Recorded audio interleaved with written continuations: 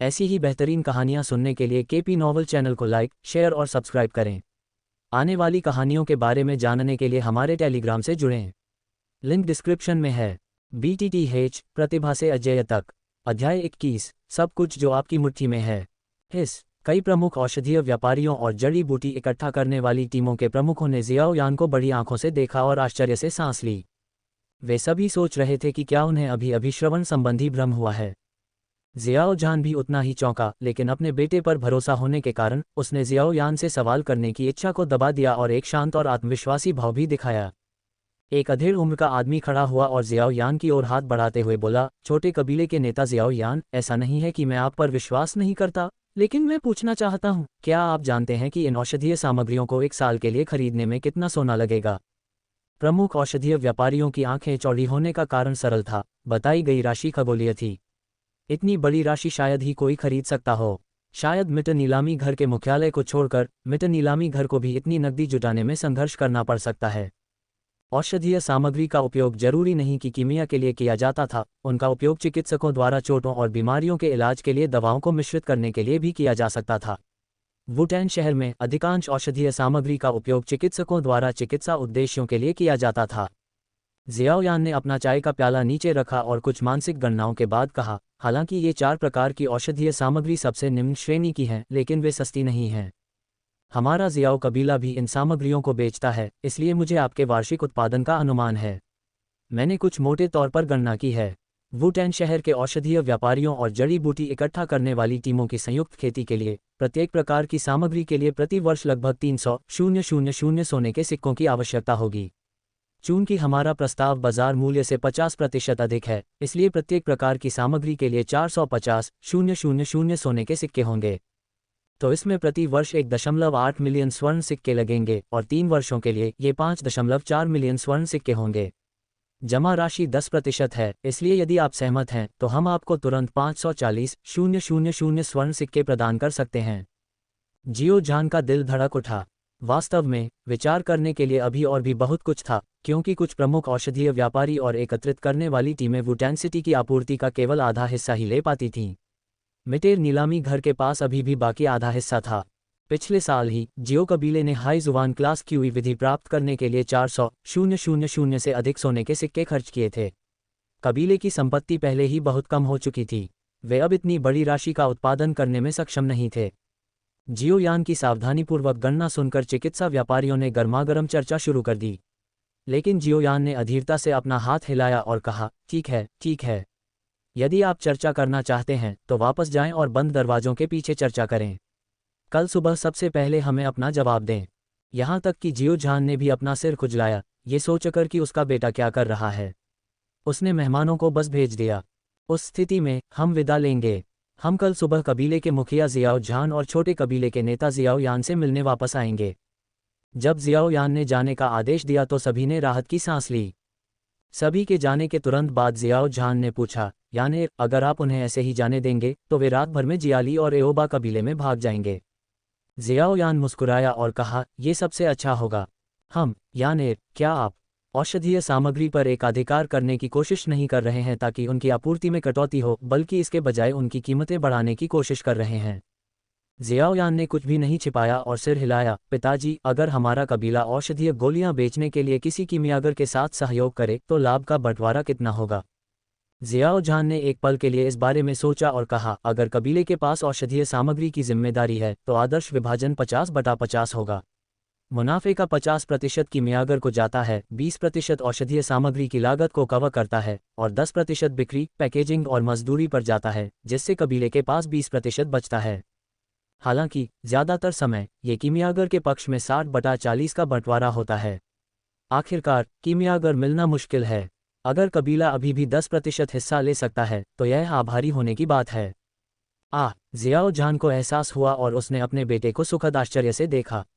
तो आप बाजार में औषधीय सामग्री की कीमत 50% तक बढ़ाने का इरादा रखते हैं? इस तरह औषधीय सामग्री पर मार्कअप मुनाफे के बराबर ही होगा। अगर वे अपनी बोली बढ़ाने की हिम्मत करते हैं तो वे पैसे खो देंगे। लियूशी कभी भी अपने लाभ मार्जिन को कम नहीं करेगा, इसलिए बढ़ी हुई लागत को कबीले के मुनाफे से घटाना होगा। आप चाहते हैं कि जियाली और एओबा कबीले हर गोली बेचने पर पैसे खो दें। जियाओयान ने बेपरवाही से समझाया, पिछले 2 महीनों में उन्होंने अपने कायाकल्प पाउडर की कीमत मूल 100 सोने के सिक्कों से बढ़ाकर 300 सोने के सिक्के कर दी है। ये पहले से ही भाड़े के सैनिकों की क्रय शक्ति की सीमा पर है और उन्होंने काफ़ी नाराजगी जमा कर ली है। एक बार जब वे गोलियों की आपूर्ति बंद कर देंगे तो यह आखिरी तिनका होगा जो उनकी पीठ तोड़ देगा।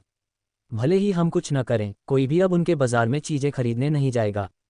अगर वे शहर के बाहर से औषधीय सामग्री लाने का विकल्प चुनते हैं तो जब तक हम उन्हें एक बार रोक नहीं लेते वे निश्चित रूप से दिवालिया हो जाएंगे। जियाओयान और उसके पिता ने एक दूसरे को चुपके से देखा। वे 2 लोमड़ियों की तरह थे, एक बड़ी और एक छोटी।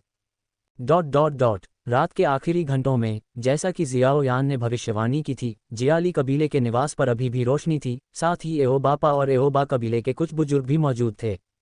उस शापित जियाओ जान, ये सोचना भी मुश्किल है कि वह इतनी चालाकी से काम करेगा। जियाली बी ने अपने हाथ में एक कप कुचल दिया। पहले भी कई व्यापारी उनके पास आ चुके थे। आखिरकार इन व्यापारियों और जड़ी बूटी इकट्ठा करने वाली टीमों के लिए सबसे अच्छा परिदृश्य ये था कि इन कबीलों को अपने मुनाफे को अधिकतम करने के लिए एक दूसरे से ज़्यादा बोली लगाने दें। पिताजी, शायद हमें इसके बारे में भूल जाना चाहिए। अगर हम बोली को 60% तक बढ़ाते हैं तो हम घाटे में काम करेंगे। हम अभी भी शहर के बाहर से औषधीय सामग्री ले जा सकते हैं, जियाली एओ ने सावधानी से सुझाव दिया। आप जानते हैं, बकवास। जियो जान का लक्ष्य हमें शहर के बाहर से औषधीय सामग्री खरीदने के लिए पैसे खर्च करना है। एक बार जब हम वुटैन शहर छोड़ देंगे तो हमारे पास कोई सुरक्षा नहीं होगी। हम प्रकाश में हैं जबकि वे छाया में हैं। अगर हमारी आपूर्ति को रोक दिया जाता है और चुरा लिया जाता है तो परिणाम अकल्पनीय होंगे। जियाली बी द्वारा डांटे जाने के बाद जियाली एओ ने तुरंत चुप हो गई और आगे कुछ भी बोलने की हिम्मत नहीं की। एओबापा की अभिव्यक्ति गंभीर हो गई। क्या जियो जान, ये तो बस एक खुली साजिश है। भाई बी, क्या हम अपने अगले कदम पर फैसला करने से पहले जनता की राय को स्थिर करने के लिए पहले कीमतें कम कर दें? कीमतें कम करें? लियू शी, जो एक तरफ बैठा था, ये सुनकर भौंचक्का रह गया। वह स्पष्ट रूप से अनिच्छुक था। आखिरकार मुनाफे में उसका हिस्सा बिक्री मूल्य पर आधारित था। 300 सोने के सिक्कों के 60% और 100 सोने के सिक्कों के 60% के बीच एक बड़ा अंतर था। लियू शी ने व्यंग्य करते हुए कहा, जो चाहो करो, लेकिन अगर तुम कीमतें कम भी कर दोगे तो भी मैं पिछली तिगुनी कीमत के आधार पर अपना हिस्सा चाहता हूं। इस समय जियाली बी और एओबापा इस आदमी को थप्पड़ मारने के अलावा और कुछ नहीं चाहते थे। कुछ देर सोचने के बाद जियाली बी ने कहा, कीमतें कम करने की कोई ज़रूरत नहीं है।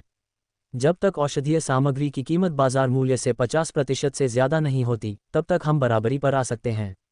एक बार जब जियाओ कबीले के बाजार के सभी दुकानदार हमारे पास आ जाएंगे तब भी हम ही जीतेंगे।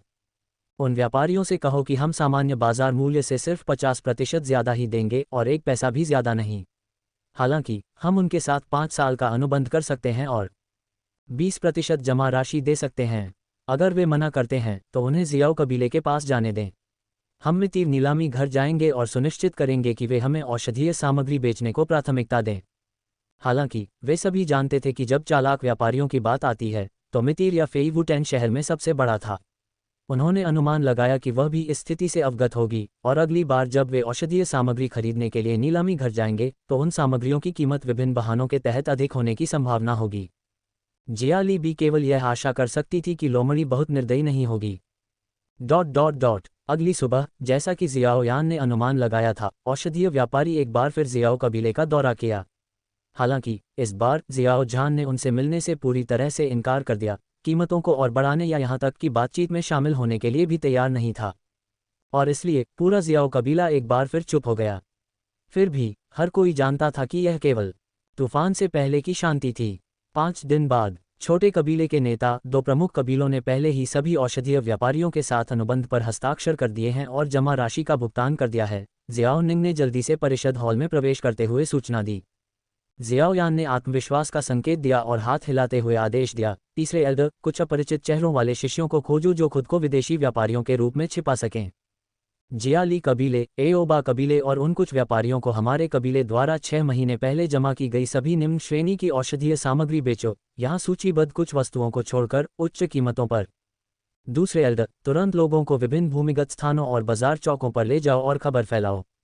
बस इतना कहो कि जियाओ कबीले ने कायाकल्प पाउडर और माइनर डू गोली के लिए गोली के नुस्खे प्राप्त कर लिए हैं और इन 2 प्रकार की औषधीय गोलियों को परिष्कृत करने के लिए एक कीमियागर को आमंत्रित किया है।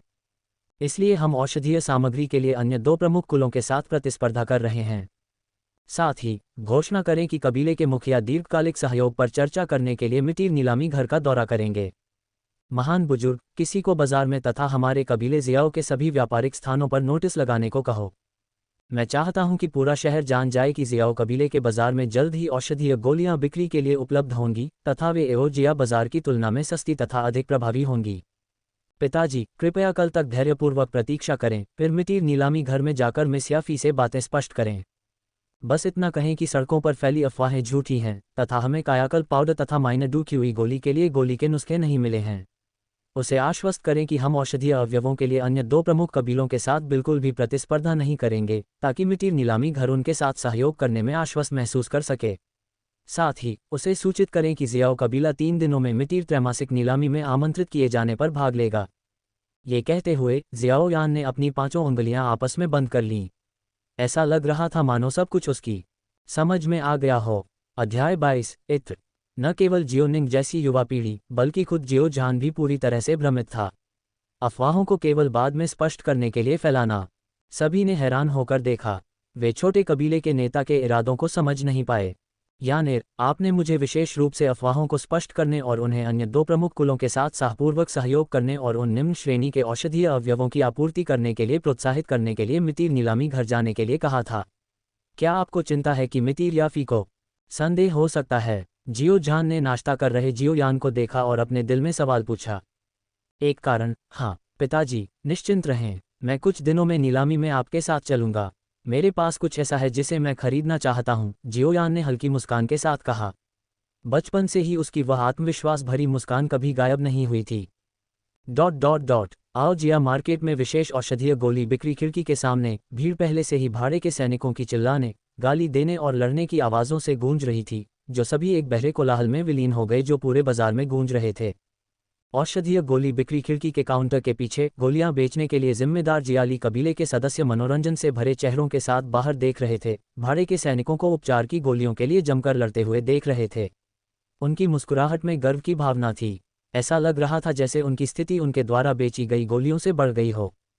प्रभारी व्यक्ति जियाली के ने अपनी पहले से ही छोटी आंखों को सिकुड़ते हुए और आत्मसंतुष्ट होकर हंसते हुए कहा, वे कीमतें फिर से बढ़ने पर नहीं खरीदने के बारे में चिल्लाते हैं, फिर भी वे अंत में आज्ञाकारी रूप से खरीदते हैं। कितने बेशर्म। एक बार जब लोग एक निश्चित स्तर के आराम के आदी हो जाते हैं तो उनके लिए अपने पिछले जीवन के तरीके पर वापस लौटना मुश्किल होता है। उपचार की गोलियों की खुराक खरीदने से मिलने वाली सुरक्षा की भावना वह थी जिसकी सभी भाड़े के सैनिकों को सबसे अधिक आवश्यकता थी। वुटैन शहर के भाड़े के सैनिकों को जादुई जानवरों का शिकार करने और पैसे कमाने के लिए उनके दानव कोर निकालने के लिए लगभग हर दिन जंगल के बाहरी इलाके में जाना पड़ता था। इन जादुई जानवरों से लड़ना जीवन और मृत्यु का मामला हो सकता था। कायाकल्प पाउडर की एक बोतल रक्तस्राव को तुरंत रोक सकती है और यह सुनिश्चित कर सकती है कि भले ही कोई प्रमुख धमनी कट गई हो, लेकिन अत्यधिक रक्त की कमी से कोई नहीं मरेगा। अचानक भीड़ में एक अलग तरह की बड़बड़ाहट शुरू हो गई। क्या आपने सुना? जियो कबीले ने आज सुबह विभिन्न जिलों और उद्योगों में नोटिस लगाए जिसमें घोषणा की गई कि वे कुछ दिनों में औषधीय गोलियां बेचेंगे। उनका दावा है कि उनकी कीमतें कम होंगी और उनका प्रभाव बेहतर होगा। यह असंभव है न? ठीक है, ये सच हो सकता है। मैंने अफवाहों के जरिए सुना है कि जियाओ कबीले ने किसी तरह कायाकल्प पाउडर और माइनर हुई गोली के लिए गोली के नुस्खे हासिल कर लिए हैं। ऐसा कहा जाता है कि उन्होंने नालिन कबीले के एक कीमियागर के साथ सौदा करने के लिए उन गोली के नुस्खों का इस्तेमाल किया। मुझे पता था। व्यापारी हाल ही में औषधीय सामग्री की कीमतों में लगातार वृद्धि कर रहे हैं। ये पता चला है कि वे वास्तव में एक दूसरे के खिलाफ बोली लगा रहे थे। इसलिए यह जियाओ कबीला था जिसने गोली के नुस्खे हासिल किए। लेकिन मैंने सुना है कि एओबा कबीले और जियाली कबीले ने व्यापारियों से औषधीय सामग्री खरीदने के लिए सेना में शामिल हो गए हैं। जियाओ कबीले को अपनी सामग्री कहाँ से मिलेगी? मिट नीलामी घर के बारे में मत भूलना। तिमाही नीलामी सिर्फ 3 दिन दूर है। जैसे जैसे पड़ोसियों के बीच चर्चाएं और अधिक गर्म होती गईं, सभी भाड़े के सैनिकों और व्यापारियों को एक बात समझ में आ गई, जियाओ कबीला जवाबी हमले की तैयारी कर रहा था। 3 दिनों में होने वाली नीलामी एक खूनी तूफान की शुरुआत होगी। 3 दिन पलक झपकते ही बीत गए। दोपहर में न केवल जियाओ जहान बल्कि कई बुजुर्ग भी जियाओ कबीले के द्वार पर मौजूद थे। इस बीच कबीले के कई बेहतरीन युवा सदस्यों ने एक जीवंत माहौल बनाया, जिन्होंने इस अवसर के लिए कपड़े पहने थे।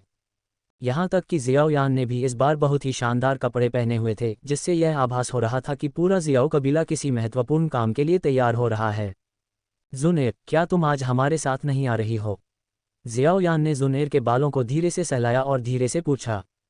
जुनेर ने उदास भाव से अपना सिर हिलाया और कहा, आज नहीं जियाओयान गेगे। जुनेर को कुछ काम निपटाने हैं। जियाओयान उसके कान के पास झुकी और फुसफुसाते हुए बोली, क्या जुनेर डेट पर जा रही है? जुनेर ने जियाओयान को एक खाली नज़र से देखा और मना कर दिया, क्या सिर्फ जियाओयान गेगे को ही एकांत में साधना करने की अनुमति है और जुनेर को नहीं? जुनेर को अगले कुछ दिनों में एक नई डू तकनीक का अभ्यास करने की ज़रूरत है। जियाओयान मुस्कुराए और आगे कुछ नहीं पूछा। सबके अपने अपने रहस्य थे और ज़्यादा गहराई में जाने की ज़रूरत नहीं थी। ... आज का मितिर नीलामी घर निस्संदेह सबसे अधिक चहल पहल वाला था, इसलिए नहीं कि नीलामी की वस्तुओं के बारे में कुछ खास था, बल्कि इसलिए कि हाल के दिनों में फैली अफवाहों ने सभी पक्षों का ध्यान आकर्षित किया। जब जियाओ कबीले के लोग पहुंचे तो नीलामी घर के सुरक्षा कर्मियों ने उनके लिए रास्ता साफ कर दिया, जिससे पूरा जियाओ कबीला नीलामी घर की ओर बढ़ सका। बड़ी बहन, क्या जिया नान अकादमी के नामांकन की अवधि तक आधे साल से भी कम समय नहीं बचा है? जियाओ निंग ने उत्सुकता के साथ जियाओ यू से पूछा। जियाओ यू ने थोड़ा सिर हिलाया, उसका स्वर गर्व से भरा हुआ था। उसने कहा, चिंता मत करो, तुम पहले से ही नामांकन योग्यता को पूरा करती हो। इसके अलावा वुटैन शहर के इस क्षेत्र में नामांकन के प्रभारी व्यक्ति मेरे प्रशिक्षक हैं। वह 5 स्टार डू ग्रैंड मास्टर हैं। मेरे साथ होने से कोई समस्या नहीं होनी चाहिए। हे, ये बहुत बढ़िया है। जियाओ निंग का चेहरा खुशी से चमक उठा। जियाओ यान ने इस पर ज्यादा ध्यान नहीं दिया। अपने पिता से नज़रें मिलाने के बाद वह मुख्य समूह के साथ नीलामी में नहीं गया। इसके बजाय वह मुड़ा और नीलामी घर के वीआईपी कमरे की ओर चल पड़ा। जियाओ यान की हर हरकत ने निस्संदेह सभी का ध्यान खींचा। उसके जाने के कुछ ही समय बाद जियाली कबीले की पोशाक पहने कई लोग जियाली बी को जियाओ यान के जाने की सूचना देने के लिए नीलामी घर की ओर दौड़े। जब जियाली बी ने यह खबर सुनी तो वह ठिठक कर हंस पड़ा, इससे कोई फर्क नहीं पड़ता। भले ही उसके पास गोली के नुस्खे हों, लेकिन ये बेकार है। मिटेर नीलामी घर जियाओ कबीले को वे कुछ औषधीय तत्व नहीं बेचेगा। मैं देखना चाहता हूं कि वे कीमिया के लिए क्या इस्तेमाल करेंगे। वीआईपी कमरे के बाहर 2 नौकरानियों ने दरवाज़ा खोला और याफी को देखा। वह लाल रंग के चोंगसम में शानदार ढंग से सजी हुई थी, जो उसके कामुक शरीर को पूरी तरह से उभार रहा था। छोटे भाई जियाओ यान, मुझे पता था कि तुम मुझे खोजने आओगे, याफी ने अपने सुंदर चेहरे पर एक आकर्षक मुस्कान के साथ कहा। जब से जियाओ जान ने 2 दिन पहले खबर दी, उसे समझ में आ गया कि जियाओ यान कुछ पकाने जा रहा है और यह कुछ जहरीला ज़रूर होगा। अब वह इस बात को लेकर उत्सुक थी कि जियाओ यान 2 प्रमुख कुलों को खिलाने के लिए किस तरह का जहर तैयार कर रहा है। जियाओ यान शांत भाव से लिविंग रूम में चला गया और सोफे पर बैठ गया। उसने सीधे मुद्दे पर बात की। क्या बहन याफी ने पहले से ही सभी स्टॉक की गई औषधीय सामग्री अन्य 2 प्रमुख कुलों को बेच दी है? अपने बालों में उंगलियां फिराते हुए याफी ने जियाओ यान से आंखें मिलाईं और कहा, क्या ये वही नहीं है जो छोटा भाई देखना चाहता था? उसने एक अनुबंध निकाला और आगे कहा, न केवल मौजूदा स्टॉक बल्कि हमारे मिटेर नीलामी घर की जड़ी बूटी इकट्ठा करने वाली टीमों और औषधीय उद्यानों द्वारा रखे गए औषधीय तत्व भी। उन 4 प्रकार की औषधीय सामग्री को अगले 5 वर्षों के लिए एजिया मार्केट में बिक्री के लिए प्राथमिकता दी जाएगी। आमतौर पर व्यापारिक अनुबंध गोपनीय होते हैं, लेकिन याफी ने 2 दिन पहले हस्ताक्षरित अनुबंध को सीधे जियाओ यान को सौंप दिया। ऐसा इसलिए था क्योंकि उसे लगा कि यह पूरी तरह से जियाओ यान का काम है और इसे छिपाना बेकार होगा। अनुबंध सीधा साधा था। 2 प्रमुख कुलों ने 4 प्रकार की औषधीय सामग्री को अगले 5 वर्षों के लिए औषधीय व्यापारियों द्वारा दी जाने वाली समान कीमत पर सुरक्षित करने के लिए जमा राशि का भुगतान किया था। हालांकि यह जटिल लग सकता है, लेकिन सीधे शब्दों में कहें तो यह एक वायदा अनुबंध था। जब जियाओ यान ने अनुबंध देखा तो वह अपनी मुस्कान को रोक नहीं सका। वह जानता था कि 2 प्रमुख कुलों का अंत होने वाला है। छोटे भाई जियाओ यान, क्या तुम बड़ी बहन को बता सकते हो कि तुम अपने उस लौकी जैसे दिमाग में किस तरह की दवा बना रहे हो? आखिरकार बड़ी बहन ने ही तुम्हारी मदद की थी, याफी ने धीरे से कहा और वह अपनी सीट से उठी और जियाओ यान के पास पहुंची। उसके बालों का एक बिखरा हुआ लट उसके गाल को कोमलता से सहला रहा था, जिसमें गुलाब की एक हल्की सी झलक थी जिसने उसके होश उड़ा दिए। जियाओ यान अपने दिल में इस लोमड़ी की आत्मा को कोसने से खुद को रोक नहीं सका। वह शांत हुआ और सहजता से जवाब दिया, हालांकि मैं बहन याफी के साथ दिल से दिल की बात करना चाहता हूं। बहन याफी को नीलामी के लिए तैयार हो जाना चाहिए क्योंकि यह शुरू होने वाली है। मैं अभी भी खरीदारी करने का इंतजार कर रहा हूं। ये देखकर कि जियाओ यान ने उसके रूप में कोई दिलचस्पी नहीं दिखाई, याफी ने आश्चर्य से अपनी भौहें उठाईं। मैंने आज अपना मैनस्लेयर परफ्यूम भी इस्तेमाल किया और फिर भी ये 15 साल के लड़के पर काम नहीं आया। जियाओ यान को नीलामी हॉल में प्रवेश करने में ज़्यादा समय नहीं लगा। वह जियाओ जान के बगल में बैठ गया और उसे देखकर सिर हिलाया। नीलामी कुछ ही देर बाद शुरू हुई। जियाओयान ने नीलामी कैटलॉग को पलटा और सूचीबद्ध वस्तुओं में से कुछ ऐसा था जो आज के तमाशे के लिए एकदम सही था। अध्याय 23। मेरे पास सभी क्षमताएं हैं, आप चुनने के लिए स्वतंत्र हैं। अचानक नीलामी मंच अनगिनत दर्शकों की चौकस निगाहों के सामने जगमगा उठा। याफी अपने आकर्षक लाल चोंगसम में सजी शान से मंच पर उतरी। उसकी हर सूक्ष्म हरकत ने दर्शकों का ध्यान खींचा। उसके कामुक शरीर को उभारने वाले फॉर्म फिटिंग परिधान ने दर्शकों में से कुछ लोगों की उत्सुक निगाहों को तुरंत अपनी ओर आकर्षित कर लिया। केवल शियाओ यू ही उन लंबी पतली टांगों से मेल खा सकती थी। बस एक मुस्कान और कुछ मजाकिया चुटकुलों के साथ याफी ने पूरे नीलामी हॉल में माहौल को सहजता से जगा दिया। शियाओ निंग जैसे युवा लड़कों के लिए इस स्वाभाविक रूप से जन्मी जादूगरनी से कुछ मीठे शब्द ही मोह के क्षण में बेकार की वस्तुओं पर आवेगपूर्ण बोली लगाने के लिए पर्याप्त होंगे। याफी हमारे मिटी नीलामी घर की तिमाही नीलामी में भाग लेने के लिए अपने व्यस्त कार्यक्रम से समय निकालने के लिए सभी का बहुत आभारी है। हाँ, फेई के लाल होंठ थोड़े से खुले हुए थे जैसे ही वह अपने जैद जैसे हाथों से ताली बजाने से पहले थोड़ा सा हंस रही थी। एक एक करके खूबसूरत युवतियां ट्रे लेकर नीलामी मंच के बीच में चली गईं और नीलामी की वस्तुओं को प्रदर्शित किया। इन वस्तुओं में वुटैन शहर के पास जंगल में भाड़े के समूहों और प्रमुख कुलों द्वारा प्राप्त खजाने, साथ ही मितीर नीलामी घर की अन्य शाखाओं में पारित किए गए सामान शामिल थे। यहाँ तक कि उच्च श्रेणी की दूसरी श्रेणी की औषधीय गोलियां भी थीं जिन्हें मास्टर गुनी ने व्यक्तिगत रूप से परिष्कृत किया था। यहाँ तक कि फाउंडेशन बिल्डिंग पिल की 3 बोतलें जो जियोयान ने कुछ समय पहले या फेई को बेची थीं, वे भी लाइनअप में शामिल थीं। औषधीय गोलियां हमेशा सबसे अधिक मांग वाली वस्तुएं थीं। यहाँ तक कि जियोयान ने खुद भी 2 औषधीय गोलियां खरीदी थीं। अग्निगुण क्यूई विधियों की खेती की गति को तेज करने के लिए दूसरी श्रेणी की ज्वाला बढ़ाने वाली गोली और किसी की डुक्यूई की बहाली दर को बढ़ाने के लिए दूसरी श्रेणी की क्यूई रिकवरी गोली। हालांकि वे क्यूई गैदरिंग पिल जितनी महंगी नहीं थीं, फिर भी इन 2 गोलियों की कुल कीमत 10,000 सोने के सिक्के थी। ठीक है, अगली नीलामी वस्तु काफ़ी दिलचस्प है। ये मुख्यालय से लाई गई एक कीमती वस्तु है, 3 छिद्रों वाली एक औषधीय कड़ाही। याफी ने अपने हाथों से ताली बजाई और 3 हटे कट्टे आदमी मंच पर 3 छिद्रों वाली एक हरी और लाल औषधीय कड़ाही लेकर आए। जैसे ही औषधीय कड़ाही दिखाई दी, हर कोई उदासीन लग रहा था। यह आश्चर्यजनक नहीं था। औषधीय गोलियों को परिष्कृत करने के लिए वास्तव में एक अच्छी कड़ाही की आवश्यकता थी। हालांकि ऐसी कड़ाही पीढ़ी दर पीढ़ी हस्तांतरित की जा सकती थी और केवल कीमियागरों को ही इसकी आवश्यकता थी। लेकिन सबसे महत्वपूर्ण कारण यह था कि कीमियागर बहुत कम थे। ये 3 छिद्रों वाली एक औषधीय कड़ाही है। औषधीय कड़ाही में से एक बेहतरीन वस्तु है। शुरुआती बोली 100,000 सोने के सिक्के है। याफी के स्वभाव के बावजूद इस समय उसके मन में मुख्यालय में बेशर्म बूढ़े कमीनों को कोसने की भावना थी। ये वस्तु मूल रूप से मुख्यालय से बिना बिके सामान थी जिसे वुटैन शहर में फेंक दिया गया था। सीधे शब्दों में कहें तो वे ये देखने की कोशिश कर रहे थे कि क्या याफी किसी भोले भाले देहाती व्यक्ति को यह चीज़ खरीदने के लिए बहका सकती है। लेकिन याफी ने चाहे जितना भी चिल्लाया, कोई भी बोली लगाने को तैयार नहीं था। भले ही लियूशी प्रथम श्रेणी के कीमियागर थे, उनके पास अपनी खुद की औषधीय कड़ाही थी और उनके नए बर्तन में बदलने की संभावना नहीं थी। जैसे ही याफी ने आइटम के बिना बिके होने की घोषणा करने वाली थी, एक हाथ धीरे धीरे उठा। जियाओयान ने इत्मीनान से पूछा, मिस याफी, क्या मैं आइटम का निरीक्षण कर सकता हूँ? याफी की पतली भौहें थोड़ी सिकुड़ गईं। उसने इस समय अपने दिल में एक असामान्य लहर महसूस की। आमतौर पर नीलामी की वस्तुओं को नहीं बेचा जा सकता है छुआ, लेकिन चूंकि यह लिटिल कबीले के नेता जियाओयान का अनुरोध है, इसलिए याफी आज अपवाद करेगी। याफी के शब्द वसंत की हवा की तरह कोमल थे। उसका लहजा पूरी तरह से संतुलित था, न तो बहुत चापलूसी और न ही आक्रामक। आइटम का निरीक्षण करें। कोई औषधीय कड़ाही का निरीक्षण कैसे कर सकता है? शायद इसे कुछ बार टैप करके देखें कि कहीं कोई दरार तो नहीं है। लियूशी ने मंच पर कदम रखते ही जियोयान को तिरस्कार से देखा और व्यंग्यात्मक लहजे में कहा, ये कितना मूर्ख है, ये सोचकर कि वह कम कीमत पर औषधीय कड़ाही खरीदकर और उसे मुनाफे पर बेचकर सौदा कर सकता है। वह ये भी नहीं समझता कि कीमियागर सेकंड हैंड कड़ाही के इस्तेमाल से घृणा करते हैं।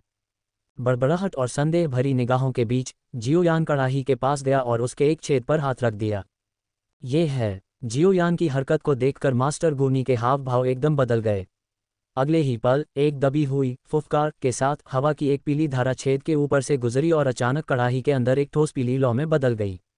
ये घूमती रही और लगातार जलती रही। फिर हरे रंग की लकड़ी की विशेषता वाली डुक्यूई की एक लट लौ के साथ विलीन हो गई, जिससे लौ का रंग हरा हो गया। याफी के सुंदर चेहरे पर आश्चर्य देखा जा सकता था क्योंकि वह एक तरफ खड़ी थी और उसे एहसास हुआ कि जियोयान क्या कर रहा था। क्या बकवास है! जियो यू ने एक अश्लील शब्द भी बोला और अचानक अपनी सीट से उठ खड़ी हुई। जिया ली बी एओ बापा, लियूशी और अन्य जिन्होंने पहले कीमिया का प्रदर्शन देखा था, सभी खड़े हो गए।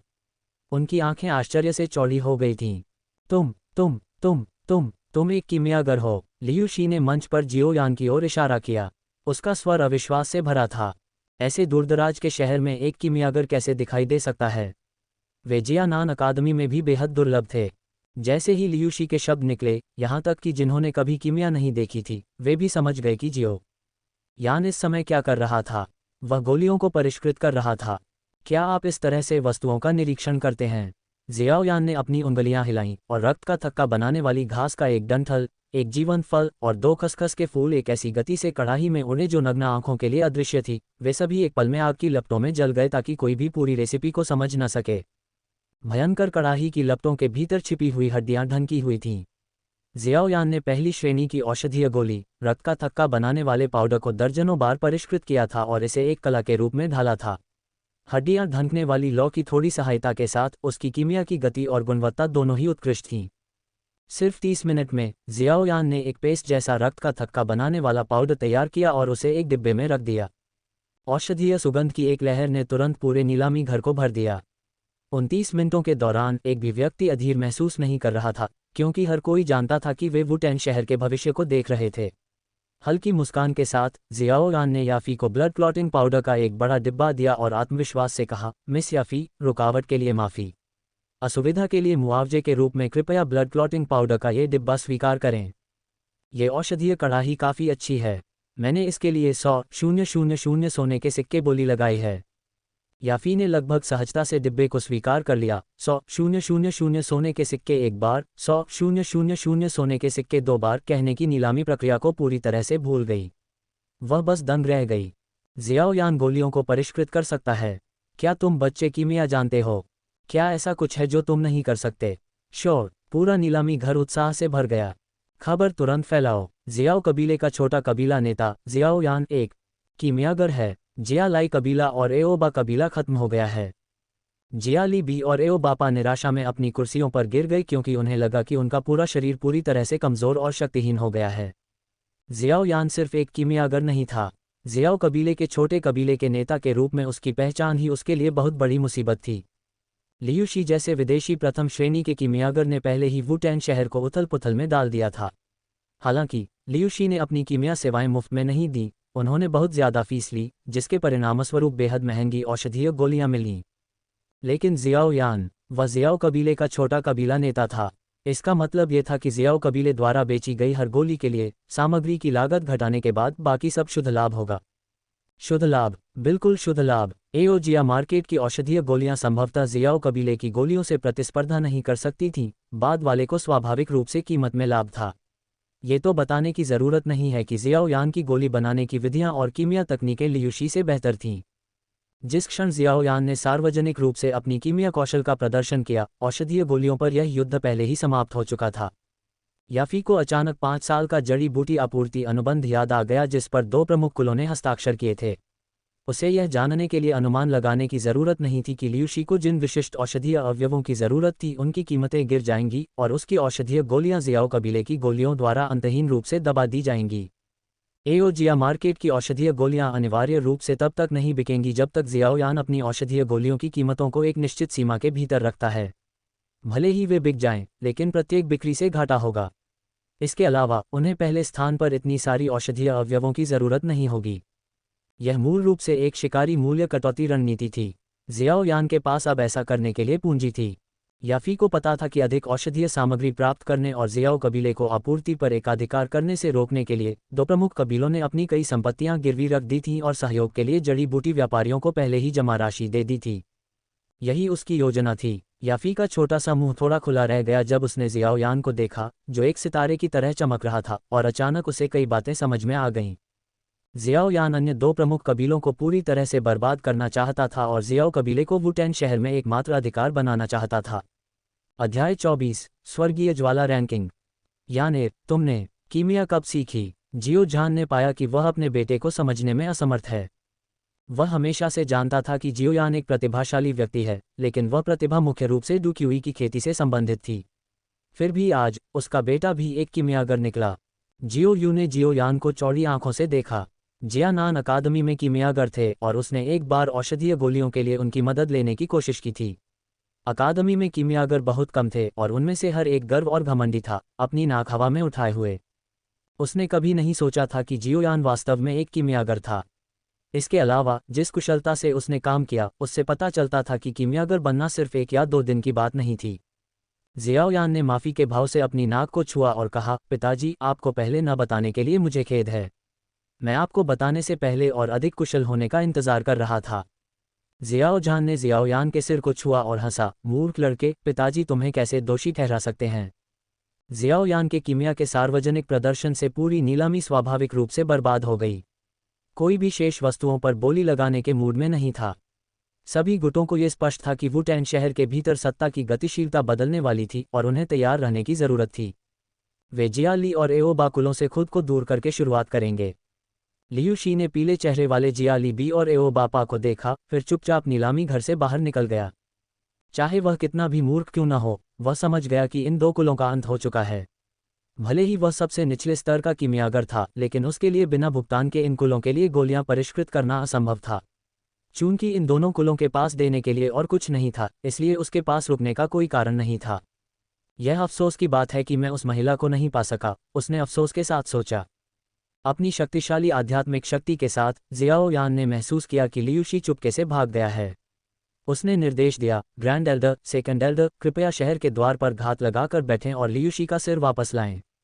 जियाओ निंग और कुछ युवा सदस्यों ने जब उसके शब्द सुने तो उन्हें गहरी सांसें निगलने में कठिनाई हुई। वे उसके शब्दों में तीव्र हत्या के इरादे को समझ सकते थे। कई लोग जानते थे कि लियूशी ने उस दिन जूनेर को मौखिक रूप से उकसाया था। उन्होंने शुरू में यह मान लिया था कि जियाओयान दूसरे पक्ष को बाहर निकालने के बाद बीती बातों को भूल जाएगा, लेकिन उन्होंने उससे इतनी नाराज़गी रखने की उम्मीद नहीं की थी। ग्रैंड एल्डर और सेकंड एल्डर ने स्थिति को भांपने के बाद गंभीरता से अपना सिर हिलाया। यद्यपि चौथे दर्जे के कीमियागर के शिष्य को मारना एक बड़ा जोखिम था, लेकिन आगे सोचने पर उन्हें एहसास हुआ कि जियाओयान अंततः खुद चौथे दर्जे का कीमियागर बन सकता है। इसके अलावा चूंकि वे पहले ही लियूशी को नाराज़ कर चुके थे, इसलिए सुलह की कोशिश करने का कोई मतलब नहीं था। पिताजी, आप सभी को पहले वापस जाना चाहिए। मैं औषधीय कड़ाही के लिए भुगतान कर दूंगा और फिर वापस जाऊंगा। आप और बुजुर्ग बाकी मामलों को संभाल सकते हैं, जियाओयान ने मुस्कुराते हुए कहा, और जब उसने देखा कि नीलामी जारी नहीं रह सकती तो वह वीआईपी कमरे की ओर बढ़ गया। वीआईपी कमरे के अंदर वह सोफे पर बैठ गया और बेपरवाह तरीके से मेज से फल का एक टुकड़ा उठाया। याफी और मास्टर गुनी ने तीखी आवाज़ के साथ प्रवेश किया और उसके सामने बैठ गए। तुम छोटे बदमाश, क्या तुम अपनी बड़ी बहन के साथ ऐसा व्यवहार करते हो? तुमने मेरी नीलामी बर्बाद कर दी। याफी ने आक्रोश का भाव दिखाया, फिर भी उसकी आंखों में चुलबुलापन और चंचलता का संकेत था। जियोयान ने असहाय होकर अपने हाथ फैलाए और कहा, मास्टर गुनी ने पहले भी सार्वजनिक रूप से कीमिया का प्रदर्शन किया है। मुझे कैसे पता था कि यह इस तरह से होगा? मास्टर गुनी केवल एक तरफ से मुस्कुरा सकते थे। कीमिया का उनका सार्वजनिक प्रदर्शन जियोयान के प्रदर्शन से पूरी तरह अलग था। याफेई ने सीधे मुद्दे पर आते हुए कहा, छोटे भाई जियोयान, मैं इधर उधर नहीं घूमूंगा। मूल्यांकन के आधार पर आपने अभी जो रक्त का थक्का जमाने वाला पाउडर परिष्कृत किया है, उसने मध्यवर्ती प्रथम स्तरीय औषधीय गोली के प्रभाव को प्राप्त किया है, जो लियूशी द्वारा परिष्कृत कायाकल्प पाउडर से भी बेहतर है। इसके अलावा आपकी तकनीक बहुत कुशल है। आप कम से कम एक उच्च श्रेणी के प्रथम स्तरीय कीमियागर हैं, संभवतः प्रथम स्तरीय के शिखर पर भी, जो द्वितीय स्तरीय में आगे बढ़ने के लिए तैयार हैं। क्या आपने कभी हमारे मिटीर नीलामी घर में शामिल होने के बारे में सोचा है? बेशक, मैं मुख्यालय की बात कर रहा हूँ। हम आपको सर्वोत्तम मार्गदर्शन प्रदान करेंगे और आपके अभ्यास के लिए औषधीय सामग्री की आपूर्ति करेंगे। याफी ने आते ही जियोयान को एक जैतून की शाखा दी, उसे मिटीर नीलामी घर में शामिल होने के लिए आमंत्रित किया। उसकी प्रतिभा ने उसे चकित कर दिया। अब वह 90% निश्चित थी कि जियोयान ने खुद फाउंडेशन बिल्डिंग पिल की 3 बोतलों को परिष्कृत किया था। एक प्रथम श्रेणी के कीमियागर के लिए द्वितीय श्रेणी की औषधीय गोलियों को परिष्कृत करना संभव था। अपने स्तर के शिखर पर एक कीमियागर के लिए अगला कदम स्वाभाविक रूप से उच्च स्तरीय औषधीय गोलियों को परिष्कृत करना शुरू करना था। हालांकि द्वितीय श्रेणी का कीमियागर बनने के लिए केवल द्वितीय श्रेणी की औषधीय गोलियों को परिष्कृत करने में सक्षम होना ही नहीं था, बल्कि सफलता दर और कीमियागर एसोसिएशन के मूल्यांकन को पास करना भी था। जियोयान ने अपने हाथ में फल रखा और मुस्कुराते हुए अपना सिर हिलाया। आपकी दयालुता के लिए धन्यवाद, बहन याफी, लेकिन मेरा मिटीर कबीले में शामिल होने का कोई इरादा नहीं है। हालांकि याफी अधिक अनुकूल शर्तें दे सकती थी, जैसे कि उच्च स्तरीय गोली बनाने की विधि या उच्च स्तरीय कीमियागर से एक पर एक मार्गदर्शन प्रदान करना। वह जानती थी कि जियाओ यान को संभवतः किसी कीमियागर से विरासत मिली होगी या उसके पीछे कोई शक्तिशाली गुरु होगा। अन्यथा गोली बनाने की विधि के बिना, चाहे वह कितना भी कुशल क्यों न हो, उसके लिए फाउंडेशन बिल्डिंग पिल को परिष्कृत करना असंभव होता, भले ही ये केवल भाग्य के कारण ही क्यों न हो। याफी ने एक स्टोरेज रिंग निकाली और उसे जियाओ यान को देते हुए कहा, मैं जल्द ही अपना प्रशिक्षण पूरा कर लूंगी और शाही राजधानी में वापस आ जाऊंगी। इस औषधीय कड़ाही और उसके अंदर की औषधीय सामग्री को मेरा उपहार समझो। जब तुम मजबूत हो जाओ तो राजधानी में अपनी बड़ी बहन से अक्सर मिलना मत भूलना। जियाओ यान ने थोड़ी गर्म स्टोरेज रिंग पकड़ी और सिर हिलाया। भूल गए? मैं कैसे भूल सकता हूँ। बहन याफी की सुंदरता चांद को भी मात दे सकती है और फूलों को भी शर्मसार कर सकती है। इसे भूलना मुश्किल है। चिकनी बात करने वाली। जियाओ यान की विदाई को देखते हुए याफेई ने अपनी थोड़ी को अपने हाथ पर टिकाया और खुद से बुदबुदाया, वह केवल 15 साल का है। मास्टर गूनी ने हल्के से अपना गला साफ किया और कहा, मिस, मुझे नहीं लगता कि उम्र कोई मुद्दा है। याफेई का सुंदर चेहरा अचानक चमकीला लाल हो गया क्योंकि उसे कुछ महीने पहले की अपनी बातें याद आ गईं। शर्माते हुए उसने जवाब दिया, तुम क्या सोच रही हो? मैं उससे कई साल बड़ी हूँ। वह तो बस एक छोटा बच्चा है। उम्र सिर्फ एक संख्या है और महिलाएं बढ़िया शराब की तरह बूढ़ी होती हैं। उद्धरण चिन्ह ... इसके बाद की घटनाएं बहुत सरल थीं। जिया ली और एओ बाकुलो द्वारा संयुक्त रूप से संचालित बाजार ने उसी दिन अपने बंद होने की घोषणा की, क्योंकि अनगिनत दुकान मालिकों ने अपनी जमा राशि जब्त कर ली, अपनी दुकानें बंद कर दी और जियाओ कबीले के बाजार में किराए की जगह के लिए आवेदन करने चले गए। परिणामस्वरूप जियाओ कबीले के बाजार में दुकानों के लिए किराए की दर आसमान छू गई, जो 3 गुना तक बढ़ गई। फिर भी जगहों की मांग अभी भी बहुत अधिक थी।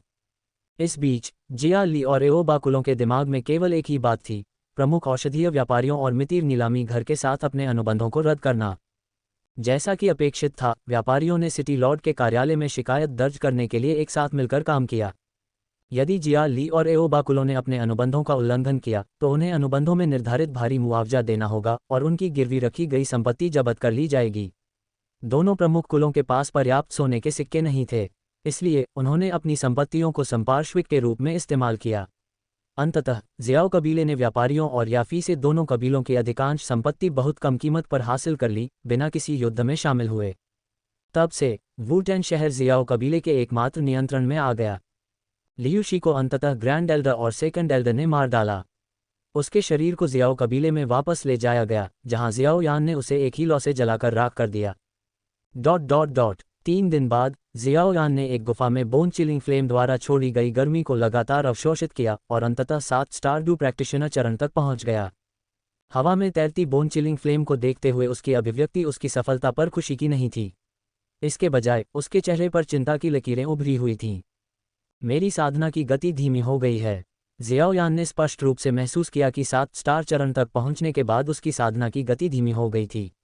हालांकि अब वह बोन चिलिंग फ्लेम के बहुत करीब पहुंच गया था, लेकिन इससे निकलने वाली गर्मी अंततः सीमित थी।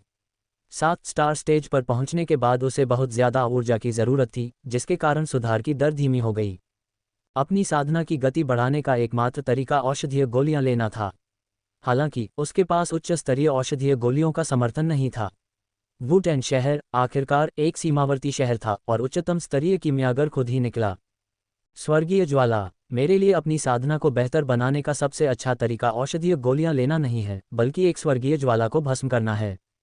उसने एक प्राचीन पुस्तक निकाली और कवर पर 3 बड़े शब्द स्पष्ट रूप से लिखे थे, लेस देन स्वर्गीय ज्वाला रैंकिंग, ग्रेटर दैन। इस प्राचीन पुस्तक में डुक्यूई महाद्वीप पर सभी स्वर्गीय ज्वालाएं सूचीबद्ध थीं।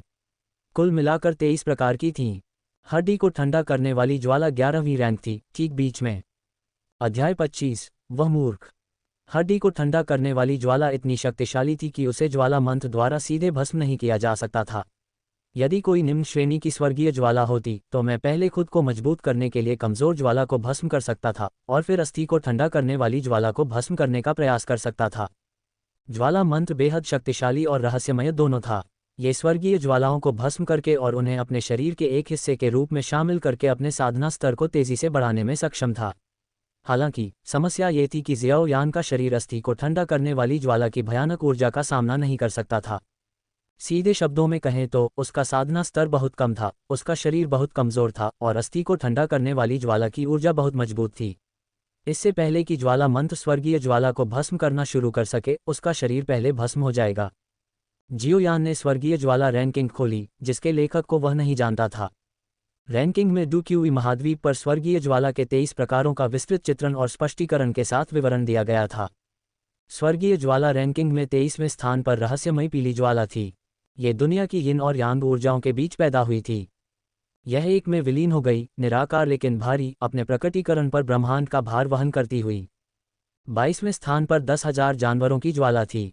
यह असंख्य जानवरों की जीवन शक्ति से भरी भूमि में पैदा हुई थी। यह अनगिनत प्राणियों की शक्ति और आत्मा का एक सम्मिलन था और इसका रंग सभी वन्यजीवों के सार को समाहित करता था। यह एक संरक्षक ज्वाला के रूप में कार्य करती थी जो सभी जानवरों की जीवन शक्ति और समृद्धि को बढ़ावा देती थी। 21वें स्थान पर यिन यांग ट्विन फ्लेम थी। यह पाताल लोक और नश्वर क्षेत्र के बीच शून्य में उत्पन्न हुआ और शून्य में तैरते यिन यांग प्रतीक के समान काले और सफ़ेद स्वर प्रदर्शित करता था। ये लपटें सृजन और विनाश के प्राकृतिक नियमों को मूर्त रूप देती हैं। यांग ज्वाला जीवन को बचाने और अंतहीन विकास को बढ़ावा देने में सक्षम है, जबकि यिन ज्वाला मृत्यु लाती है क्योंकि यह राख के अलावा कुछ नहीं छोड़ती। 20वें स्थान पर भूतिया जहर की ज्वाला थी। यह पाताल लोक के प्राचीन जहरीले दलदलों में पैदा हुई थी। सहस्राब्दियों से इसने अंतहीन जहरीले धुएं को अवशोषित किया। इसकी आत्मा को बनने और प्रकट होने में सदियां लग गईं। जब पूरी तरह से विकसित हुआ तो इसका हरा रंग जहरीले वाष्पों को भेदते हुए भूतिया आग जैसा था। इसकी घातक जहरीली प्रकृति ने इसे अधिकांश लोगों के लिए अछूता बना दिया और केवल एक शोकपूर्ण विष शरीर वाले लोग ही इसे अवशोषित करने में सक्षम थे। रैंकिंग में 19वें स्थान पर ग्रीन लोड स्कोर फ्लेम थी। ये गहरे भूमिगत रूप से बना था और ग्रह की लौ की पॉलिशिंग, सम्लन, संपीड़न और नक्काशी से गुजरा था। इसने 10 साल में आत्मा का निर्माण किया, 100 साल में आकार लिया और 1000 साल में कमल में तब्दील हो गया।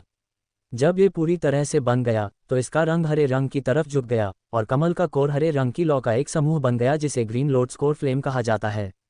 इस लौ की शक्ति अप्रत्याशित थी क्योंकि यह ज्वालामुखियों की शक्ति को नियंत्रित करने और प्रकृति की विनाशकारी शक्ति बनाने में सक्षम थी। जियाओ यान ने स्वर्गीय ज्वाला के अंतिम 5 प्रकारों के विवरण पर ध्यान केंद्रित किया। यदि वह अपनी शक्ति बढ़ाने के लिए जल्दी से एक स्वर्गीय ज्वाला को भस्म करना चाहता था तो ये अंतिम 5 निस्संदेह सबसे अच्छे विकल्प होंगे। वह नहीं जानता था कि स्वर्गीय ज्वाला रैंकिंग किसने संकलित की थी, लेकिन इसे स्वर्गीय ज्वाला की शक्ति के अनुसार व्यवस्थित किया गया था। स्टोरेज रिंग में जियाओ यान को एक रिकॉर्ड या बल्कि एक डायरी मिली जिसमें पिछले मालिक द्वारा बोन चिलिंग फ्लेम को वश में करने की प्रक्रिया का विवरण था। पिछले मालिक ने 5वीं श्रेणी की रक्त कमल सार गोली खा ली थी और अपने डुकिंग साधना क्षेत्र के साथ भी वह लगभग राख में बदल गया था। यह आखिरी क्षण था जब वह अस्थि द्रुतशीतन ज्वाला को वश में करने में सफल रहा। इसका मतलब यह था कि अगर वह ज्वाला मंत्र के साथ अस्थि द्रुतशीतन ज्वाला को पूरी तरह से भस्म करना चाहता था तो उसे 5वीं श्रेणी की रक्त कमल सार गोली को परिष्कृत करना होगा और कम से कम डुकिंग की साधना करनी होगी ताकि कोई मौका मिल सके। रक्त कमल सार गोली शरीर के भीतर रक्त की एक सुरक्षात्मक पपड़ी बना सकती है जो ज्वाला से होने वाले नुकसान से आंतरिक और बाहरी दोनों को बचा सकती है। जियो यान ने हमेशा याफी से रक्त कमल सार गोली के लिए औषधीय अवयवों पर नजर रखने के लिए कहा था। याफी ने उसे जो भंडारण अंगूठी दी थी उसमें रक्त कमल सार गोली के लिए कुछ मुख्य अवयवों को छोड़कर सभी सहायक अवयव शामिल थे। अगर मेरे पास ब्लड लोड्स एसेंस पिल होती तो क्या मुझे डू स्पिरिट बनने पर आखिरी रैंक वाली रहस्यमयी पीली लौ को खाने का मौका मिलता? शायद डू ग्रैंड मास्टर के तौर पर नहीं, यह एक शीर्ष डू मास्टर के तौर पर भी संभव हो सकता है। आखिरकार मेरे शरीर में बोन चिलिंग फ्लेम का एक निशान है। अगर मैं इसका इस्तेमाल खुद को बचाने के लिए करता हूं तो ये काम कर सकता है। जियाओ यान इस पर विचार करता रहा, लेकिन जल्द ही वह निराशा से भरे चेहरे के साथ जमीन पर लेट गया। अफसोस, 5वीं श्रेणी की औषधीय गोली, मैं इसके लिए कैसे प्रशिक्षण ले सकता हूँ? मेरे दिमाग में मैं अभी 3री श्रेणी की औषधीय गोली को भी परिष्कृत नहीं कर सकता। जियाओ यान ने कीमिया के बारे में बहुत जानकारी हासिल कर ली थी और एक बार हुनहुजी की कीमिया तकनीक को देखने के बाद वह 2री श्रेणी की औषधीय गोलियों को परिष्कृत करने में सक्षम था। हालांकि 3री श्रेणी की औषधीय गोलियां उसके लिए बहुत कठिन थीं। कठिनाई शोधन प्रक्रिया में नहीं बल्कि सामग्री जुटाने में थी। वुटैन शहर में 3री श्रेणी की औषधीय गोली के लिए सामग्री जुटाना उसके लिए वास्तव में चुनौतीपूर्ण था। कीमियागर सोना खाने वाले जानवरों की तरह थे। उच्च श्रेणी के कीमियागरों को उनकी कीमिया से सीखने के लिए देखने के अलावा कीमिया के अधिकांश भाग में अथक अभ्यास और असफलता से सीखना शामिल था। औषधीय गोली का स्तर जितना ऊंचा होता है उतनी ही दुर्लभ सामग्री की आवश्यकता होती है। स्वर्गीय ज्वाला की सहायता के साथ भी सफलता मिलना मुश्किल था। 3री श्रेणी की औषधीय गोली के लिए सामग्री का पूरा सेट जुटाना बहुत मुश्किल था। जियो यान ने अपना दाहिना हाथ उठाया और उस पर सोल रिंग को देखा। वर्तमान में उसके सामने दो रास्ते थे। पहला था जुनेर और जियानान अकादमी में अन्य लोगों के साथ अध्ययन और साधना करना, जब तक कि वह सीधे अस्थि द्रुतशीतन ज्वाला को भस्म करने के लिए पर्याप्त मजबूत न हो जाए। जियानान अकादमी डूक्यूई महाद्वीप की सबसे प्रतिष्ठित उन्नत अकादमी थी। ये सभी युवाओं के दिलों में लगभग एक पवित्र स्थान था। जियामा साम्राज्य और दो अन्य प्रमुख साम्राज्यों के बीच जंक्शन पर स्थित जियानान अकादमी ने ऐसे अराजक क्षेत्र में भी एक उच्च दर्जा बनाए रखा। यह अकादमी की ताकत के बारे में बहुत कुछ बताता है। अगर उसने फ्लेम मंत्र की साधना नहीं की होती तो जियाओ यान निश्चित रूप से जियानान अकादमी में अध्ययन करना चुनता। दूसरा रास्ता स्टोरेज रिंग के अंदर हॉल ऑफ सोल्स टोकन से जुड़ा था। उसने हुनहुजी की पहेली को सुलझा लिया था और जहर को डिटॉक्सिफाई कर दिया था। हुनहुजी के अनुसार वह अब उस टोकन को शाही राजधानी में हॉल ऑफ सोल्स में ले जा सकता था। सोल रिंग में डूक्यूई महाद्वीप के मानचित्रों वाली किताबें थीं, जिनमें से एक में महाद्वीप के प्रमुख गुटों का विवरण था। उन्हें एक हॉल, एक टॉवर, दो संप्रदाय, 3 घाटियां, 4 मंडप के रूप में वर्णित किया गया था। हॉल ऑफ सोल्स को डूक्यूई महाद्वीप के शीर्ष संगठनों में से एक माना जाता था और इसका प्रभाव पूरे देश में फैला हुआ था। हालांकि समस्या ये थी कि किताबों के अनुसार हॉल ऑफ सोल्स एक दुष्ट और भयानक संगठन जैसा दिखता था। वे लगातार प्रतिभाशाली कीमियागरों का अपहरण कर रहे थे और शक्तिशाली आत्मा शरीरों को जब्त कर रहे थे। जियाओ यान समझ गया कि हुनहुजी ने उसे टोकन इसलिए दिया था क्योंकि उसने उसकी स्वाभाविक रूप से मजबूत आत्मा और कीमियागर के रूप में उसकी प्रतिभा में क्षमता देखी थी। हालांकि हॉल ऑफ सोल्स अज्ञात खतरों से भरा हुआ था, लेकिन इस बात से इनकार नहीं किया जा सकता था कि अगर वह स्वर्गीय लपटों के बारे में जानकारी इकट्ठा करना चाहता था और अधिक उन्नत कीमिया तकनीक सीखना चाहता था तो हॉल ऑफ सोल्स में प्रवेश करना सबसे अच्छा तरीका था। शक्ति एक चाकू की तरह थी, यह इस बात पर निर्भर करता था कि इसे चलाने वाला कैसे इस्तेमाल करता है। लोगों को काटना है या सब्जियां, ये पूरी तरह से चलाने वाले पर निर्भर करता था। मैं स्वर्गीय लपटों की तलाश कहाँ से शुरू करूं? जियाओ यान ने आसमान की ओर देखा कि देर हो रही थी और फिर गुफा से बाहर निकल गया। वह अभी कबीले के प्रवेश द्वार पर लौटा ही था कि उसे एक जानी पहचानी छाया दिखाई दी। यह एक युवा लड़की की नाजुक आकृति थी जो आंगन में सुरुचिपूर्ण ढंग से खड़ी थी और एक असाधारण सुंदरता बिखेर रही थी। जुनेर ने आखिरकार वापस आने का फैसला किया है। जुनेर ने जियाओ यान की आवाज़ सुनी और देखने के लिए मुड़ी। ठीक उसी समय उसे गेट के बाहर से लौटते हुए देखा। उसने अपनी जीभ बाहर निकाली और एक नर्म हंसी के साथ कहा, जुनेर ने अभी अभी बंद दरवाजे की साधना सत्र समाप्त किया है। एकांत से बाहर आने के बाद मैंने जो कुछ सुना वह जियाओ यान गेगे के शानदार कामों के बारे में था। जुनेर, जाहिर है, जियाओ यान के कीमिया के सार्वजनिक प्रदर्शन का जिक्र कर रही थी और कैसे उसने बिना खून की एक बूंद बहाए 2 प्रमुख कुलों को लगभग दिवालिया बना दिया था। यह कोई बड़ी बात नहीं है, बस कुछ औषधीय गोलियों को परिष्कृत करना है। इसमें इतनी बड़ी बात क्या है? जियाओ यान ने बेपरवाही से कंधे उचकाए। जियाओ यान के चेहरे पर जो पिटाई की भीख मांग रहा था उसे देखकर जुनेर की हंसी साफ और मीठी थी। तो जियाओ यान गेगे को बधाई। चाहे आप किसी भी स्तर के कीमियागर हों या आपकी साधना का स्तर कुछ भी हो, जियानान अकादमी निश्चित रूप से आपके लिए एक विशेष अपवाद बनाएगी। जियाओ यान गेगे, आपको अकादमी में प्रवेश के लिए प्रवेश परीक्षा देने की भी ज़रूरत नहीं है। जियानान अकादमी के बारे में सुनकर जियाओ यान के चेहरे पर थोड़ी झिझक दिखी। जुनेर ने इस सूक्ष्म परिवर्तन को ध्यान से देखा और चिंतित होकर पूछा, क्या हुआ जियाओ यान गेगे? क्या तुम आगे की पढ़ाई के लिए जियानान अकादमी नहीं जाना चाहते? ऐसा बिल्कुल नहीं है। जियानान अकादमी में डूक्यूई की खेती करने के बजाय मैं अभी स्वर्गीय ज्वाला प्राप्त करने में अधिक रुचि रखता हूँ। जियाओ यान ने अपनी इच्छा नहीं छिपाई, क्योंकि स्वर्गीय ज्वाला ऐसी चीज़ थी जिसका हर कीमियागर सपना देखता है। जुनेर ने उसके शब्द सुनकर पलकें झपकाईं। स्वर्गीय ज्वाला? लेकिन जियानान अकादमी में एक है। क्या चचेरे भाई जियाओ यू ने तुम्हें इसके बारे में नहीं बताया? वह मूर्ख। अध्याय 26 गठन। जियाओ यान जल्दी से जियाओ यू से जियानान अकादमी में स्वर्गीय ज्वाला के बारे में पूछने गई। दुर्भाग्य से जियाओ यू को भी इसके बारे में ज़्यादा जानकारी नहीं थी, उसने खुद सिर्फ अफवाहें सुनी थीं। उसने सुना था कि जियानान अकादमी में धधकते आकाश क्यूई रिफाइनिंग टॉवर के कारण व्यक्ति की साधना की गति बढ़ जाती है, लेकिन वह किस विशिष्ट स्वर्गीय ज्वाला के बारे में निश्चित नहीं थी। ये सब सिर्फ अफवाह से ज़्यादा कुछ नहीं था। तुम क्यों पूछ रही हो? मुझे लगा कि तुम जाना नहीं चाहती हो। जियाओ यू ने अपनी बाहें क्रॉस करके और अपनी ठुड्डी को ऊपर उठाकर जियाओ यान की ओर देखा जो पूछताछ करने आया था। उसने एक बार जियाओ यान से पूछा था कि क्या वह जियानान अकादमी में शामिल होना चाहता है, लेकिन उसके अस्पष्ट उत्तर ने उसे यह विश्वास दिला दिया कि उसे जाने में कोई दिलचस्पी नहीं है। इस बार कबीले में उसकी वापसी मुख्य रूप से आगामी जियानान अकादमी नामांकन के लिए थी। वह देखना चाहती थी कि कबीले के कितने लोग परीक्षा देने की योजना बना रहे हैं और देखना चाहती थी कि क्या वह उन्हें पिछले दरवाजे से अंदर जाने में मदद कर सकती है। लिटिल कबीले के नेता के रूप में जियाओ यान की प्रतिभा और साधना स्तर पर कोई सवाल नहीं था। हालांकि जियाओ जान जियाओ यान को जाने देने के लिए अनिच्छुक था, लेकिन उसने कहावत समझी, मछलियां स्वतंत्र रूप से छलांग लगा सकती हैं क्योंकि समुद्र काफ़ी विशाल है और पक्षी उड़ सकते हैं क्योंकि आकाश काफ़ी ऊंचा है। वुटेन शहर अंततः उसके बेटे की क्षमता वाले किसी व्यक्ति के लिए बहुत छोटा था। जियाओ यान ने यह भी समझा कि उसे मजबूत बनने के लिए वुटेन शहर छोड़ने और दुनिया का पता लगाने की ज़रूरत है। नतीजतन उसने प्रस्थान करने से पहले अन्य 2 प्रमुख कुलों को खत्म करने की कई योजनाएं तैयार की थीं। चलो, मैं एक किमियागर हूँ। स्वर्गीय ज्वाला की चाहत होना स्वाभाविक है। चूंकि जियानान अकादमी में एक है, इसलिए निश्चित रूप से मैं जाना चाहता हूँ। जियाओ यू को आश्चर्य हुआ और उसने जल्दी से कहा, लापरवाह मत बनो, तुम छोटे विकृत हो। जियानान अकादमी वुटेन सिटी की तरह नहीं है। अगर तुम वहां परेशानी खड़ी करोगे तो कोई भी तुम्हारी रक्षा नहीं कर पाएगा। धधकते आकाश क्यूई रिफाइनिंग टावर में एक स्वर्गीय ज्वाला का अस्तित्व सिर्फ एक किंवदंती है। अगर कोई है भी, तो वह जियानान अकादमी का है।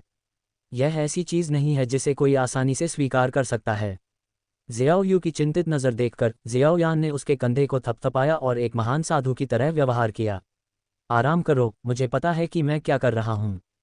छोटे कबीले के नेता के रूप में मैं जियानान अकादमी में भी हमारे कबीले के सदस्यों की सुरक्षा सुनिश्चित करूंगा।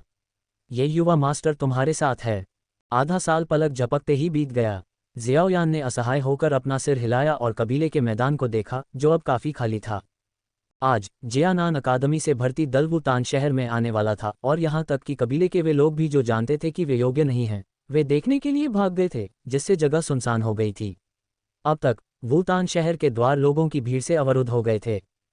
ये लोग जियानान अकादमी के मूल्यांकन को पास करना उतना आसान नहीं है जितना कि बस वहां पहुंच जाना, उसने धीरे धीरे शहर के द्वार की ओर बढ़ते हुए कहा। जब जियाओ यान वुटान शहर के मुख्य चौराहे पर पहुंचा तो वह विशाल उन्मादी भीड़ को देखकर अपने माथे को सिकोड़ने से खुद को रोक नहीं सका। यहां तक कि शहर की चौकी भी किसी भी संघर्ष के डर से व्यवस्था बनाए रखने के लिए ड्यूटी पर थी। उसने जियानान अकादमी में नामांकन प्रक्रिया के बारे में पूछताछ की थी। पहला कदम लाइन में खड़ा होना और अपनी साधना के स्तर और उम्र की जांच करवाना था। जियानान अकादमी में केवल 20 वर्ष से कम आयु के छात्रों को ही प्रवेश दिया जाता था और उनकी साधना कम से कम 7वें चरण के डिसिपल पर होनी चाहिए थी। बिना भेदभाव के शिक्षा दें वाली कहावत क्यूई महाद्वीप पर लागू नहीं होती। हर साल बड़ी संख्या में लोग आते थे और पिछले दरवाजे से घुसने की कोशिश करते थे। हाँ, क्या तुम किसी मुश्किल में फंस गई? हमारे सुपर जीनियस लिटिल कबीले के नेता के भी अपने पल होते हैं। जियाओ यू ने जियाओ यान की निराश नज़र देखकर खुशी से ठहाका लगाया। वह कबीले के सदस्यों को व्यवस्थित करने और उन्हें जानकारी देने के लिए जल्दी ही चौक पर पहुंच गई थी। अब वह आखिरकार जियाओ यान, इस छोटे से विकृत व्यक्ति को असमंजस में देख सकती थी और वह इससे ज़्यादा रोमांचित नहीं हो सकती थी। जियाओ यान ने अपनी आंखें घुमाईं और उस पर कोई ध्यान देने में बहुत आलसी था। बहन जियाओ यू, तुम्हारे पास कोई रास्ता ज़रूर होगा, है न? जियाओ मेई ने जियाओ यू के कपड़े पकड़े और धीरे से बोली।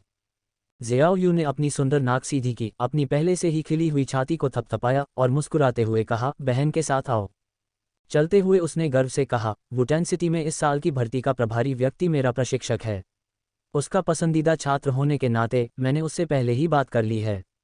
जियाओ यू को अपनी लंबी सेक्सी टांगें उठाकर चौक के दूसरी तरफ जाते हुए देखकर जियाओ यान ने अपने हाथ जुनेर की ओर बढ़ा दिए, जिसने अपना मुंह ढक लिया और हंस पड़ी। जियाओ यान को नुकसान में देखना वाकई एक दुर्लभ दृश्य था। चलो चलते हैं, मुझे भी भीड़ भाड़ वाली जगहें पसंद नहीं हैं। ये सुनकर जुनेर हल्के से मुस्कुराए और जियाओ यान के पीछे पीछे सिर हिलाया।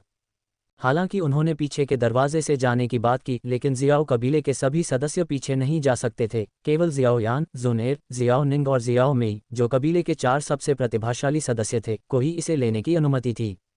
अन्य कबीले के सदस्य जो मुश्किल से मानदंडों को पूरा करते थे, उन्हें हमेशा की तरह परीक्षण के लिए लाइन में लगना पड़ा। समूह जियाओ यू का पीछा करते हुए चौक के पीछे पहुंच गया, जहां पूरी तरह से सुसज्जित सैनिकों ने घेराव की 2 या 3 परतें बना रखी थीं। उनके हथियारों में एक ठंडी चमक थी जो गर्म सूरज के नीचे भेदी किरणों को परावर्तित कर रही थी। जियाओ यू ने अकेले आगे बढ़ने से पहले जियाओ यान और अन्य लोगों को संक्षेप में निर्देश दिए। उसने अपने सीने से एक हरा कार्ड निकाला और एक अधिकारी जैसे सैनिक से धीरे से बात की। थोड़ी देर की बातचीत के बाद उसने जियाओ यान और बाकी लोगों को आने के लिए इशारा किया। मध्यम आयु वर्ग के अधिकारी की ठंडी निगाहें जियाओ यान और उसके साथियों पर पड़ीं। थोड़ी देर बाद ही उसने अपना हाथ हिलाया और आदेश दिया, उन्हें जाने दो। अधिकारी के आदेश के बाद कवच के टकराने की आवाज़ आई। यह एक सनकरी पगडंडी के रूप में एक साफ सुथरी आवाज़ थी जो लोगों के गुजरने के लिए पर्याप्त चौड़ी थी। जैड कार्ड को दूर रखने के बाद जियाओ यू ने आगे बढ़कर रास्ता बनाया। उसके पीछे जियाओ मेई और जियाओ निंग थे और जियाओ यान और जुनेर पीछे थे। हाँ, जियाओ यान ने सनकरी पगडंडी पर कदम रखते ही अपनी त्वचा पर ठंडक महसूस की। उनके चारों ओर भावहीन सैनिकों ने अपने शरीर से खून की गंध छोड़ी, जिससे उन लोगों को तीव्र दबाव महसूस हुआ जिन्होंने कभी इस तरह के गठन का अनुभव नहीं किया था, जिससे सांस लेना मुश्किल हो गया। यह एक युद्ध गठन है। उसे स्टोरेज रिंग से एक किताब में इसके बारे में पढ़ा हुआ याद आया। अपनी इच्छाशक्ति को संयमित करने के बाद खूनी युद्धों से लौटने वाले सैनिक एक प्रकार की युद्ध संरचना को मुक्त कर सकते थे जो आत्मा पर दबाव डालती थी। जियो यान और जुनेर अपने उच्च साधना स्तरों के साथ बहुत अधिक समस्या नहीं थी। हालांकि जियो निंग, जियो मेई और यहाँ तक कि जियो यू, जिनके पास अपेक्षाकृत कम साधना स्तर थे, कांप रहे थे। उनके चेहरे का सारा रंग उड़ गया था। जियो मेई और जियो निंग को 10 मीटर से भी कम की छोटी दूरी 1000 मीटर की तरह लग रही थी। जियो यान ने भौहें सिकुड़ी और अपनी शक्तिशाली आध्यात्मिक शक्ति को छोड़ा। ये ध्यान देने योग्य था कि वह अब एक द्वितीय श्रेणी का कीमियागर था जो उच्च श्रेणी की द्वितीय श्रेणी की औषधीय गोलियों को परिष्कृत करने में सक्षम था, और उसके भीतर हड्डियों को ठंडा करने वाली ज्वाला की एक किरण भी थी। उसकी आध्यात्मिक शक्ति में ठंड और गर्मी का मिश्रण था। जब जियो यान ने अपनी आध्यात्मिक शक्ति को छोड़ा तो सभी सैनिकों ने ठंड और गर्मी का मिश्रण महसूस किया और अनजाने में पीछे हट गए।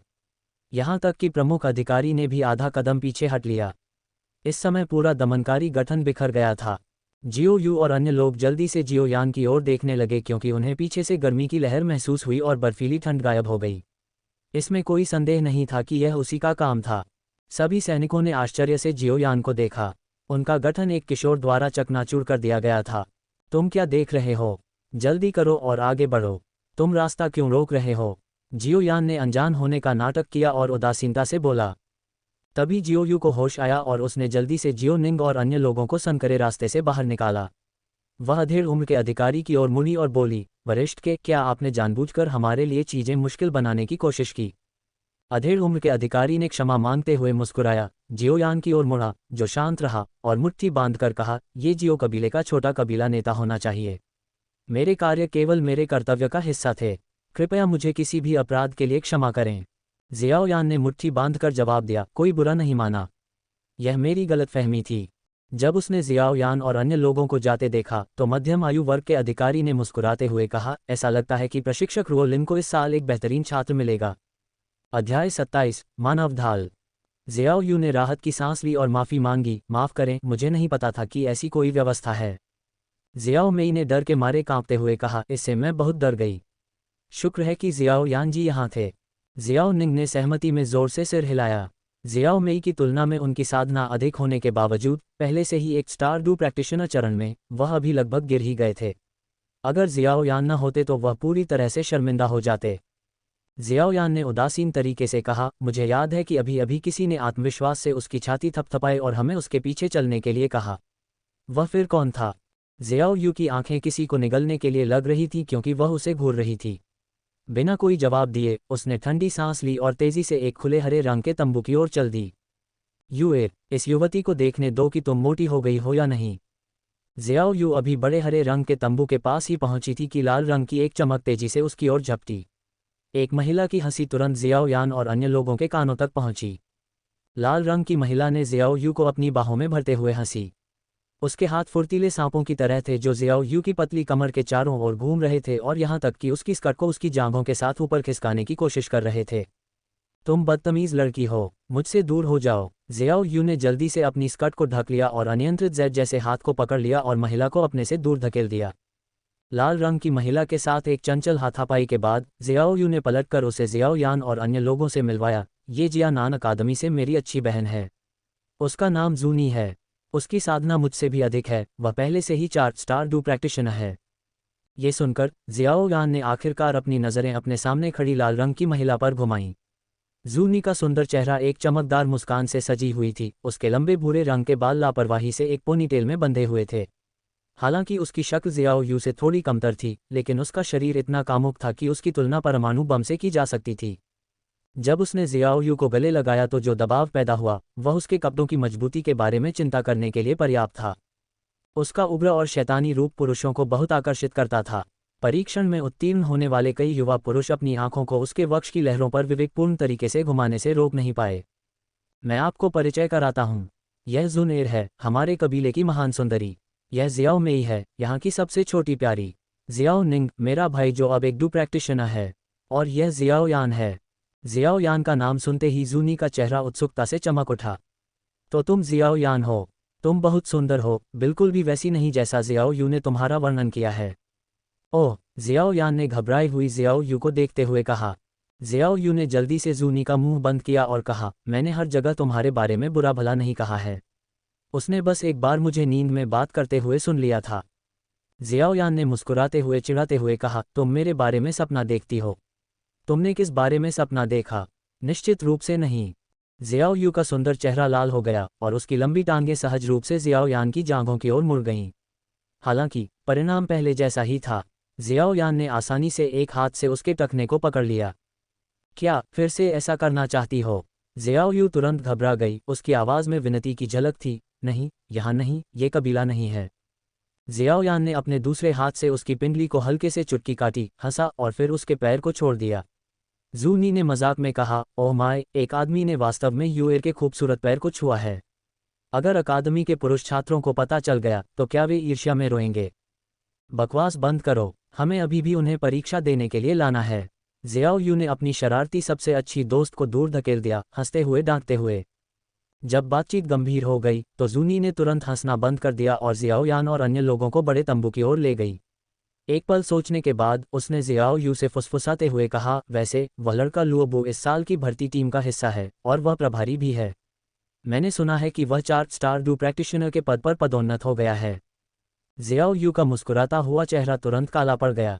उसकी आवाज़ में अधीरता का एक संकेत था जब उसने कहा, उस चिड़चिड़े आदमी को भी क्यों आना पड़ा? क्या ये सिर्फ हमारे सामने हमारी खूबसूरत जियाओ यू को देखने के लिए नहीं है? जूनी ने मजाक में कहा, सुंदरता अक्सर परेशानी लाती है। इसके तुरंत बाद अकादमी से जियाओ यू की कुछ महिला मित्र आ गईं। वह स्पष्ट रूप से जियानान अकादमी में काफ़ी लोकप्रिय थी। जैसे ही जियाओ यू अपनी सहेलियों को अलग करके जियाओ यान और अन्य लोगों को अपने प्रशिक्षक से मिलवाने वाली थी, उसने अचानक अपनी आंखों के कोने से एक पुरुष आकृति को उनकी ओर तेजी से आते हुए देखा। उसका सुंदर चेहरा धीरे धीरे बदल गया। कुछ सोचने के बाद उसके गालों पर शर्मीली लाली की एक झलक दिखाई दी। वह जियाओ यान के पास गई और बोली, देखो, तुम अपने कपड़े ठीक किए बिना ही घर से बाहर निकल रही हो। हम मेरी शिक्षिका से मिलने वाले हैं जो मेरे लिए माँ जैसी हैं। तुम इतनी असभ्य नहीं हो सकती। जियाओ यू ने अपने नाजुक जैद जैसे हाथों को आगे बढ़ाया और समूह की चकित आंखों के सामने अपने पति के कपड़े ठीक करने लगी, बिल्कुल वैसे ही जैसे एक पत्नी अपने पति के काम पर जाने से पहले उसके कपड़ों पर झल्लाहट करती है।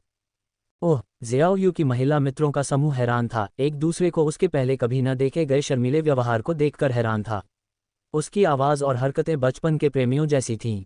जूनेर और दूसरे लोग भी जियाओ यू के स्नेही व्यवहार से उतने ही चकित थे। उन्होंने उलझन भरी नज़रों का आदान प्रदान किया। जियाओ यू और जियाओ यान के बीच का रिश्ता कब से इतना घनिष्ठ हो गया? जियाओ यू, तुम बहुत दिनों से नहीं मिले, एक आदमी ने जियाओ यू के पीछे आकर आवाज़ लगाई, ठीक उसी समय जब जियाओ यान पूरी तरह से हैरान था। उस आदमी की आवाज़ सुनकर जियाओ यू ने जियाओ यान की बाहों को अपने हाथों में लपेट लिया और मुस्कुराते हुए कहा, बहुत दिनों से नहीं मिले, लुओबो। जियाओ यान खुद को अंदर से आह भरने से नहीं रोक सका। जियाओ यू वास्तव में उसे एक ढाल के रूप में इस्तेमाल कर रहा था। उसने लुओबो की ओर देखा। हालांकि उस आदमी के चेहरे पर मुस्कान थी, लेकिन जब उसने उसे देखा तो उसकी आंखों में ठंडक और गुस्से की एक हल्की सी झलक थी। जियाओ यू के करीब झुकते हुए जियाओ यान ने फुसफुसाते हुए कहा, तुम मुझे ढाल की तरह इस्तेमाल कर रहे हो। जियाओ यू ने फुसफुसाते हुए कहा, तुमने कहा था कि तुम मेरी रक्षा करोगे। उसके शब्दों को तोड़ मरोड़ कर पेश करने पर टिप्पणी करने में आलस्य के कारण जियाओ यान ने सीधे उसके चुलबुले नितंब पर थप्पड़ मारा। इसके लिए एक कीमत चुकानी होगी।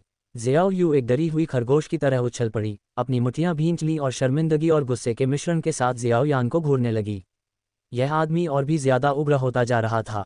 चलो अब और समय बर्बाद नहीं करते, चलो अंदर चलते हैं और प्रशिक्षक को ढूंढते हैं, जियाओ यान ने सीधे तौर पर कहा। जियाओ यान की हरकत देखकर लुओबो की नज़रें बर्फीली हो गईं।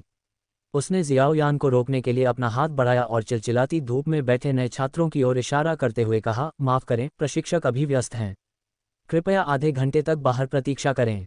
लुओबो, तुम्हारा क्या मतलब है? जियाओ यू ने ठंडे चेहरे के साथ पूछा।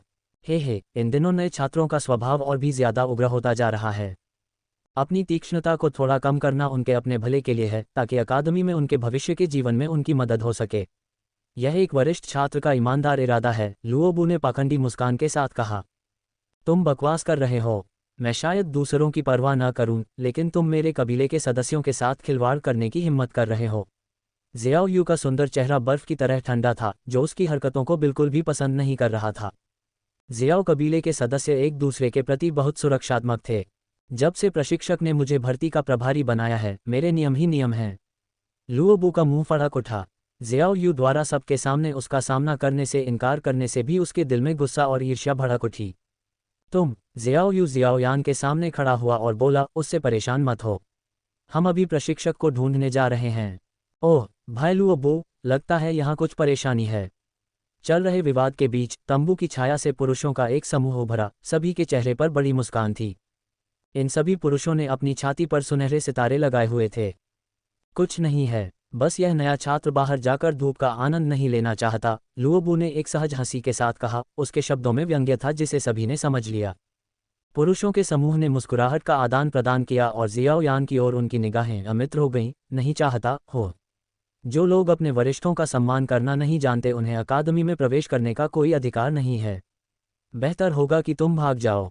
ज़ियाओ यू लगभग उबलने की स्थिति में थी। उसने एक कदम आगे बढ़ाया और ठंडे स्वर में कहा, मैं अभी अंदर जा रही हूँ। मुझे रोकने की कोशिश करो। जैसे ही ज़ियाओ यू अपना रास्ता बनाने वाली थी, ज़ियाओयान ने उसका हाथ पकड़ लिया और धीरे से लेकिन मजबूती से उसे जुनैर के पास खींच लिया। एक आज्ञाकारी स्वर में, जिसमें कोई तर्क नहीं था, उसने कहा, आज्ञाकारी बनो। ज़ियाओ यू ने तुरंत एक छोटी पत्नी की तरह हल्का सा सिर हिलाया और चुप हो गई। लुओबू और उसके 1 दर्जन से अधिक लोगों के समूह का सामना करते हुए ज़ियाओयान की आंखों में न तो खुशी दिखी और न ही दुख। उसने अपनी उंगली को पकड़ा और कहा, मुझे देखने दो कि तुम वरिष्ठ नए छात्रों को कैसे पढ़ाते हो। ज़ियाओ यू के दोस्त ज़ियाओयान को अकेले 1 दर्जन से अधिक विरोधियों से लड़ने के लिए तैयार देखकर चौंक गए। जू नी ने कहा, ज़ियाओ यू, जल्दी से उसे रोको। मुझे डर है कि लुओबू की ताकत शायद अब मुझसे ज़्यादा मजबूत है और बाकी सभी 1 स्टार से 3 स्टार डू प्रैक्टिशनर हैं। वह इतने सारे लोगों को कैसे हरा सकता है। ज़ियाओ यू ने ज़ियाओयान की आकृति को देखा और उसे राहत की भावना महसूस हुई।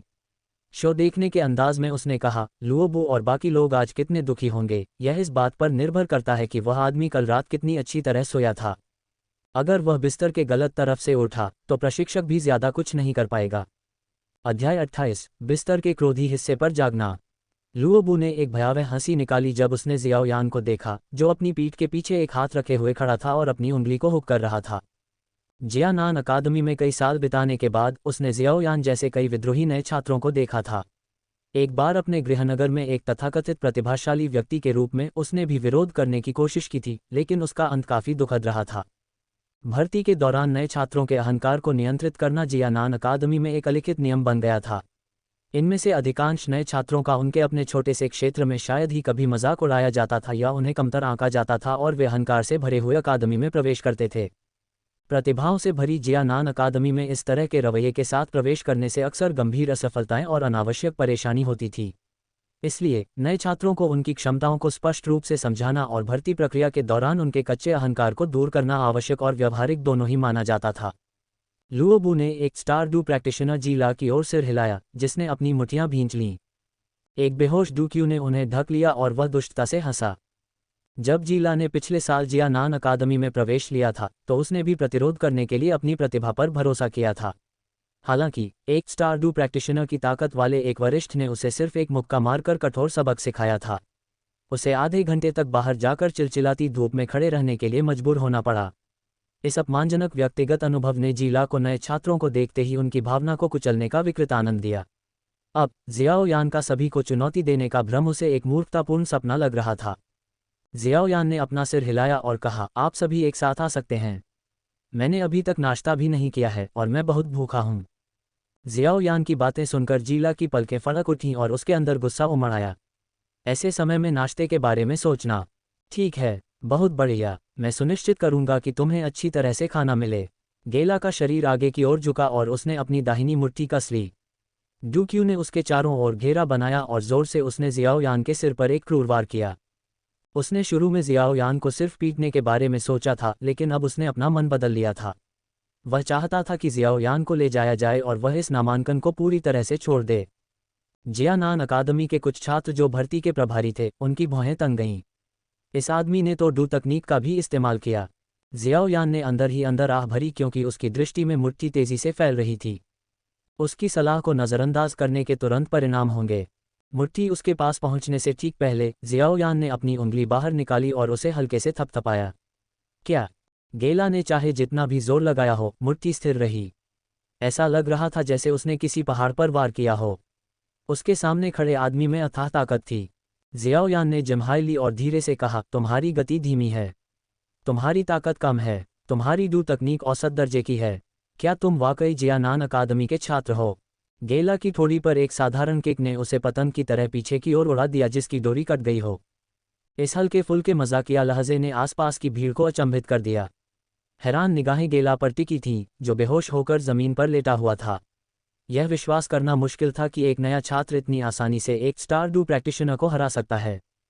लुओबो, जो अब तक मुस्कुरा रहा था, धीरे धीरे काले होते चेहरे के भाव के साथ इस दृश्य को देख रहा था। उसकी आंखें ठंडी नज़रों से भर गई थीं क्योंकि वह मुस्कुराते हुए युवक को देख रहा था। ऐसा लग रहा था कि उसने इस बार गलत अनुमान लगाया था। उसे डर था कि जियाओयान की साधना कहीं उससे कम न हो।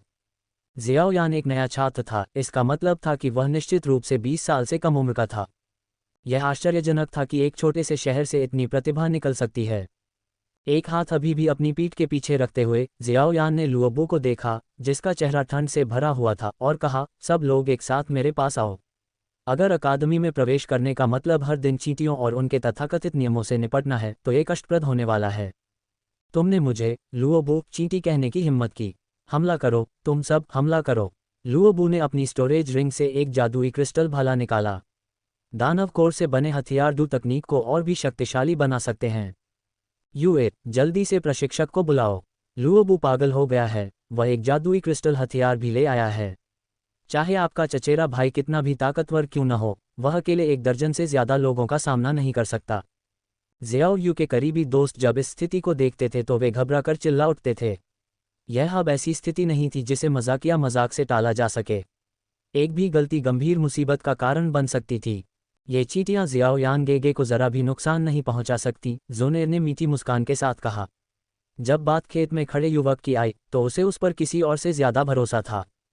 जियाओयान ने देखा कि 1 दर्जन से ज्यादा लोग अपने हथियार निकालकर भेड़ियों की तरह उस पर टूट पड़े।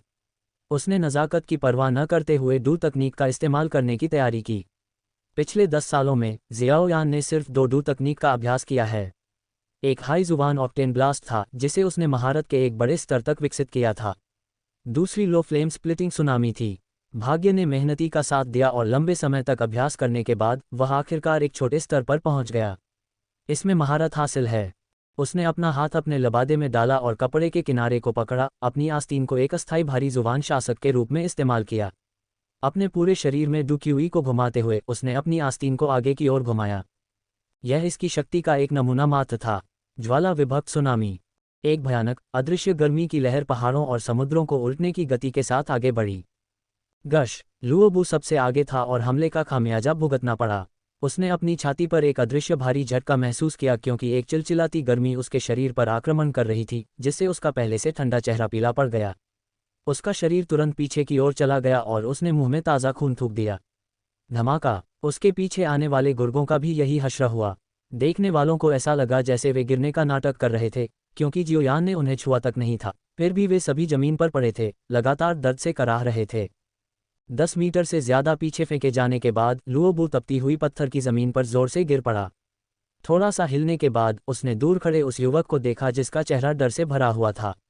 सीने में जकड़न और आंखों के सामने अंधेरा महसूस करते हुए वह आखिरकार बेहोश हो गया। हे भगवान, क्या मैं सपना देख रहा हूँ? जियोयान लड़ाई की शुरुआत से लेकर अंत तक 1 इंच भी आगे नहीं बढ़ा। ये सब कुछ मात्र 10 सेकंड में खत्म हो गया, पूरी तरह से हावी। वह युवक कौन है? चिलचिलाती धूप में नए छात्रों ने जमीन पर फैले वरिष्ठ छात्रों को अचंभित तरीके से देखा। उनकी प्रशंसा तुरंत छाया में खड़े युवक की ओर चली गई। यहाँ तक कि जियोयू और अन्य लोग भी पहली बार सुन रहे थे कि एक नया छात्र एक वरिष्ठ को हरा सकता है, अकेले ही उनके पूरे समूह को कुछ ही सेकंड में हरा सकता है। जियोयू के दोस्तों ने धीरे से अपना सिर उसकी ओर घुमाया। ये तुम्हारा चचेरा भाई है, तुमसे छोटा। तुम मजाक कर रही थी। जूनी ने अपनी आंखें चौड़ी करके और मुंह खोलकर पूछा, जियो यू, मुझे सच बताओ, तुम्हारे चचेरे भाई का साधना स्तर क्या है? वह कम से कम एक डू मास्टर तो होगा ही, है न? जियाओ यू सिर्फ एक व्यंग्यात्मक मुस्कान दे पाए। आधे साल पहले कबीले के वयस्क होने के समारोह के दौरान जियाओ यान 6 स्टार डू प्रैक्टिशनर था, लेकिन अब उसे इस बारे में कुछ भी पता नहीं था। यूए, तुम उसे नहीं चाहोगी क्योंकि वह तुम्हारा चचेरा भाई है न? उसे मुझसे मिलवाने के बारे में क्या ख्याल है? जूनी ने एक चंचल मुस्कान के साथ अपनी बाहें उठाईं। खो जाओ अपने सपनों में। जियाओ यू ने अपने सुंदर चेहरे पर शर्म के साथ उसे दूर धकेल दिया। अपने दिल में उसने बेवजह खुद से कहा, ऐसा नहीं है कि उसका और मेरा कोई खून का रिश्ता है। जियाओ यान स्वाभाविक रूप से जियाओ यू के अंदरूनी विचारों से अनजान था।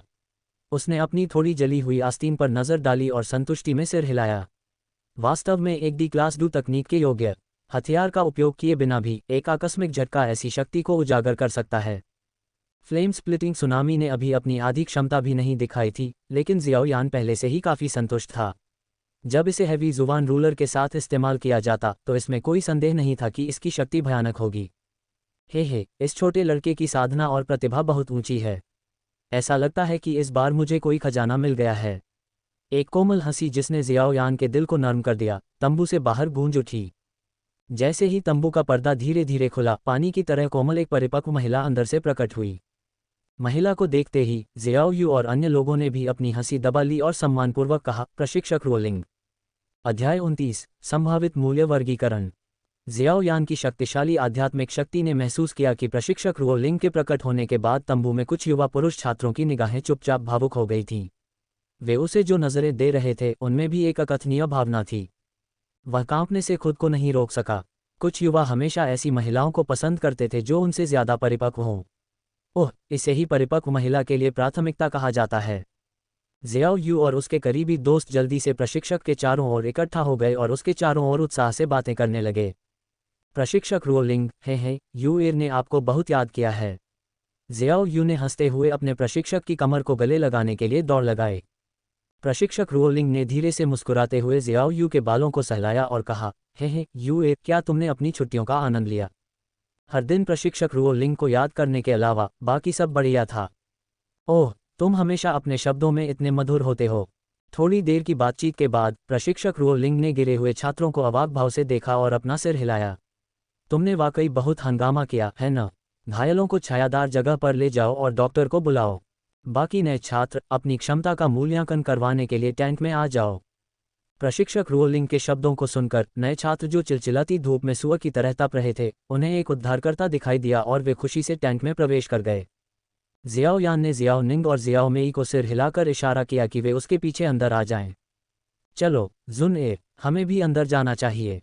प्रशिक्षक रोलिंग ने जियाओ यान को देखा, उसके सौम्य और अच्छे व्यवहार को देखते हुए जब वह दूसरों को मार्गदर्शन दे रहा था। अपने दिल में उसने महसूस किया कि वह न केवल एक खजाने पर बल्कि संभवतः एक परेशान करने वाले छात्र पर भी ठोकर खाए है। प्रशिक्षक रोलिंग तंबू के अंदर एक डेस्क पर बैठे थे। उसने अपना सफ़ेद हाथ लहराया जिससे उसकी उंगली पर अंगूठी फड़फड़ाने लगी और उसके हाथ में एक हरे रंग की बकरी की खाल का स्क्रॉल और एक स्याही ब्रश दिखाई दिया। उसने हंसते हुए कहा, प्रारंभिक परीक्षा उत्तीर्ण करने के लिए आप सभी को बधाई। अब आप जियानान अकादमी के द्वार पर हैं। हालांकि हमें आपको उचित रूप से वर्गीकृत करने के लिए आपकी क्षमता का आकलन करने की आवश्यकता है। इसलिए मुझे आपकी वर्तमान ताकत जानने की आवश्यकता है। 20 वर्ष से कम आयु के 8वें चरण के डू शिष्य को F क्लास क्षमता वाला माना जाता है। ये जियानान अकादमी के लिए न्यूनतम मानक है। यदि आप 18 वर्ष से कम आयु के हैं तो 7वें चरण का डू शिष्य होना भी स्वीकार्य है। 20 वर्ष से कम आयु के 9वें चरण के डू शिष्य को E क्लास क्षमता वाला माना जाता है।